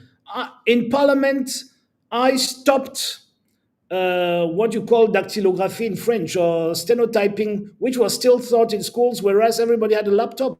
And I said, give me a break. Young people are doing 4 years to come out with a diploma, whereas nobody uses it any longer. Today, we have thousands and thousands of Cameroonians who are being trained on the thermal engine to be mechanics. Whereas we all know that in 2035, It will be more in museums that you will see thermal engines than on our streets. So we need to work on all of that, that orientation as well. So it is a huge job. You can visit what we have in the program on oc2025.com. The program is in there. You can get in depth because it's always difficult to be as short as possible with I know. something I mean, questions. that is so That's passionate for me. Yeah. That's true. Questions are coming. Unfortunately, we have to end it really soon. My last question for the evening, sir. Cameroon is blessed with a lot of resources, yet the roads are looking more like cattle tracks. In fact, worse than cattle tracks. Villages don't have electricity, potable water. I could go on. Healthcare system collapsing. Schools, I couldn't believe where I saw children reading in far north under trees. This is happening in a country with so much resources. You are in the Finance and Budget Committee in Parliament. Where is the disconnect? Where talk to us. Centralism. What's happening? What's happening with Cameroon's resources? Centralism. That's why the federal dispensation is so important.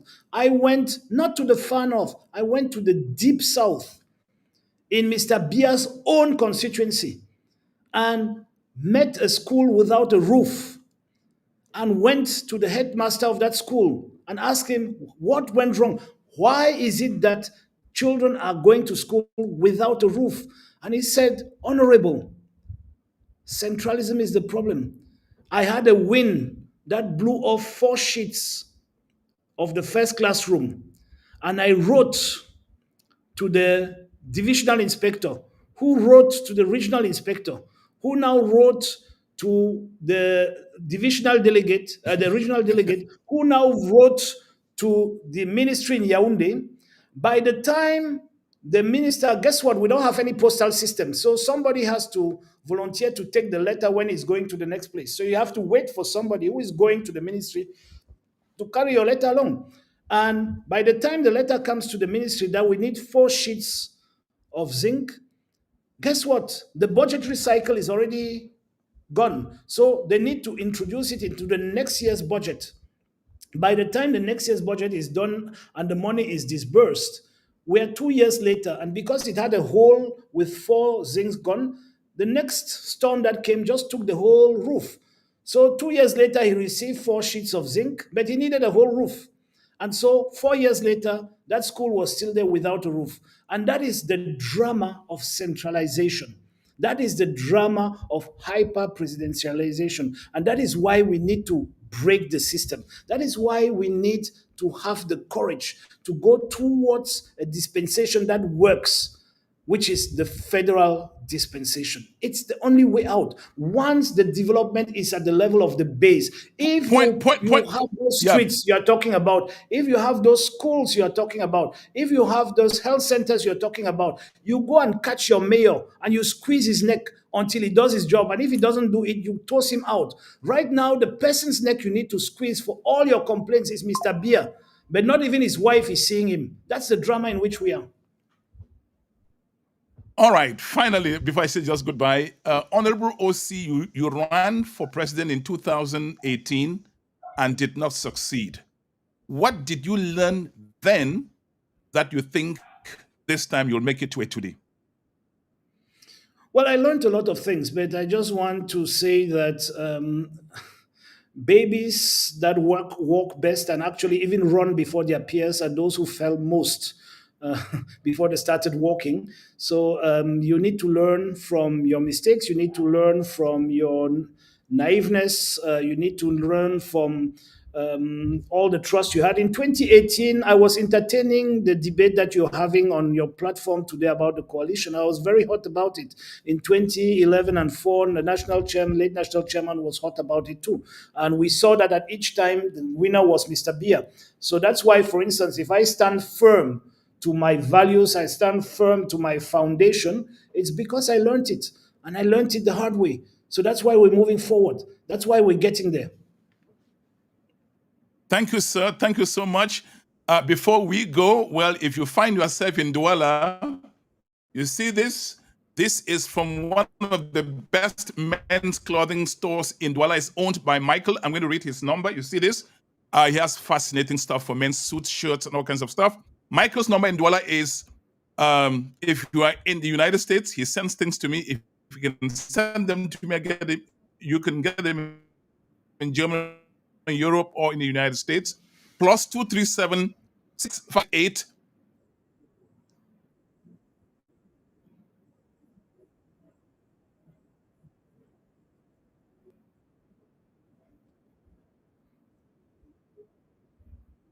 Chat Night Africa. We have the following programs: Voices of Africa, Healthline, Family Matters, Next Generation Today, and Echoes of Hope.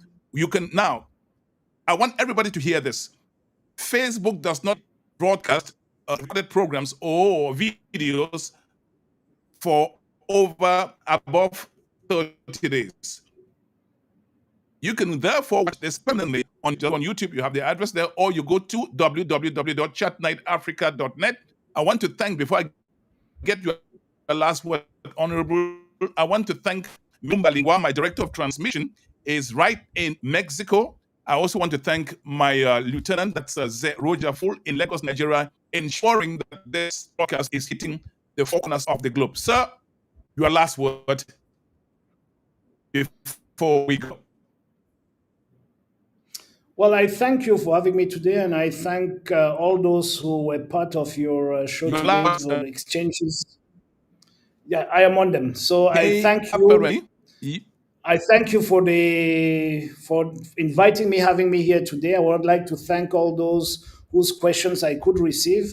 I understand many more questions you couldn't get. So I invite them to go on the website, oc2025.com. You'll have answers there. And if not, you'll have links or contacts so that you can directly ask your questions, and I'll be pleased to answer if I'm a chance to do so. I would like to say that contrary to what we think, Mr. Biya is using everything he can to try to win.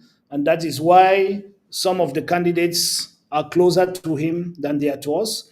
But we are going there with the firm conviction to deliver the hope the Cameroonian people have in their country on the 12th of October.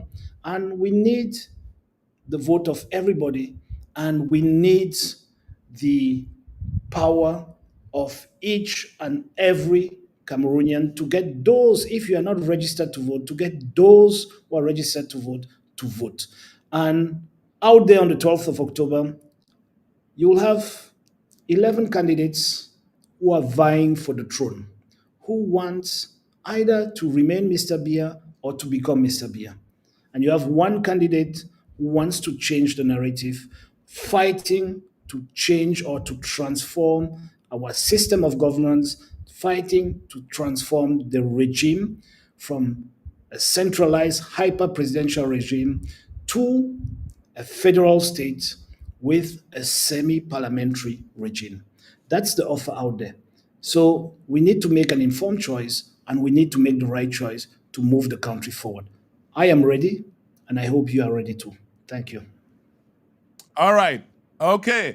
Honorable, I want to thank you so much for finding time. I know this is going to be a very busy time for you. I wish you luck. Your programs, I like the way you articulate your economic policies. You come across to me as very knowledgeable, because you have to even know about it, know what to do. So you come across as very knowledgeable. I had offered this same opportunity for an interview for Barrister Akede Muna. He agreed, but at some point I wasn't hearing from him. I couldn't talk to his staff. I don't know what happened. Otherwise, if any presidential candidate would like to come here for this kind of questioning, they are free to do so. I want to really thank you, and I wish you all the best. It seems to me, if you become president, Cameroon will change, and change for the better. Now, somebody just told me that they didn't get Michael's number very well.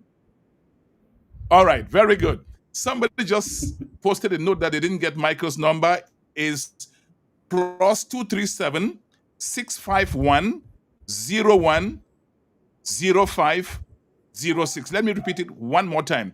+237 651 010506. He has the best, in my view. I know what he carries, the quality and variety. He has the best men's clothing store in Douala. If you're in the United States, if you didn't get the number, you can contact me. By the way, this suit is from his store. You see how good I look. Thank you so much, Honorable. And that's how we draw the curtain on this show. I will talk to you offline after I'm off the air. Thank you, sir. Thank you. Have a nice day. Thank you. Thank you, sir. And ladies and gentlemen, if you're watching on YouTube, please kindly hit the subscription button and notification bell so that we build a powerful community. This broadcast will be taken off Facebook after 30 days. You can watch it on YouTube in high resolution. You can also watch it on www.chatnightafrica.net. If you want to reach us for support, my email address is chatnightafrica@gmail.com. chatnightafrica@gmail.com.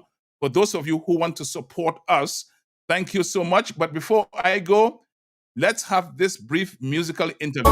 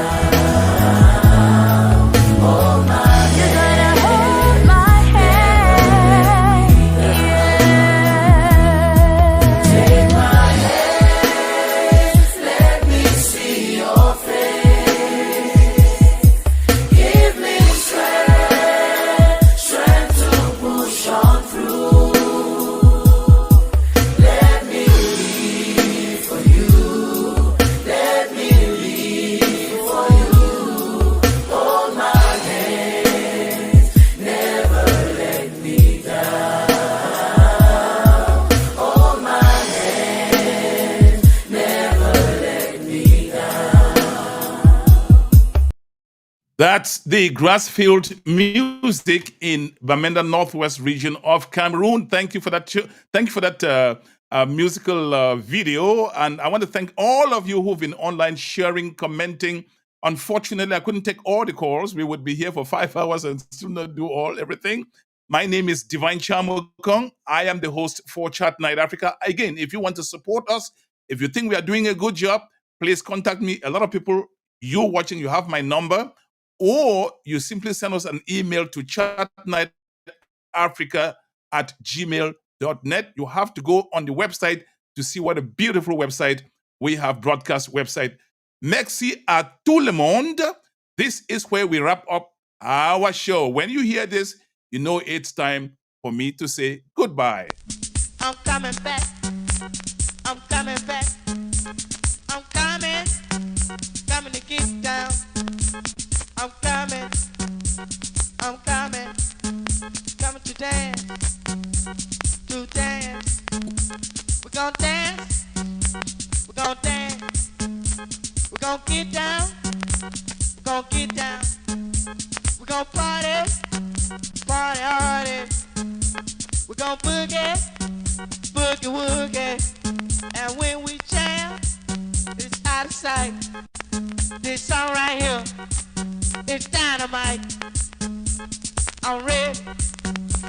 I'm coming back. I'm coming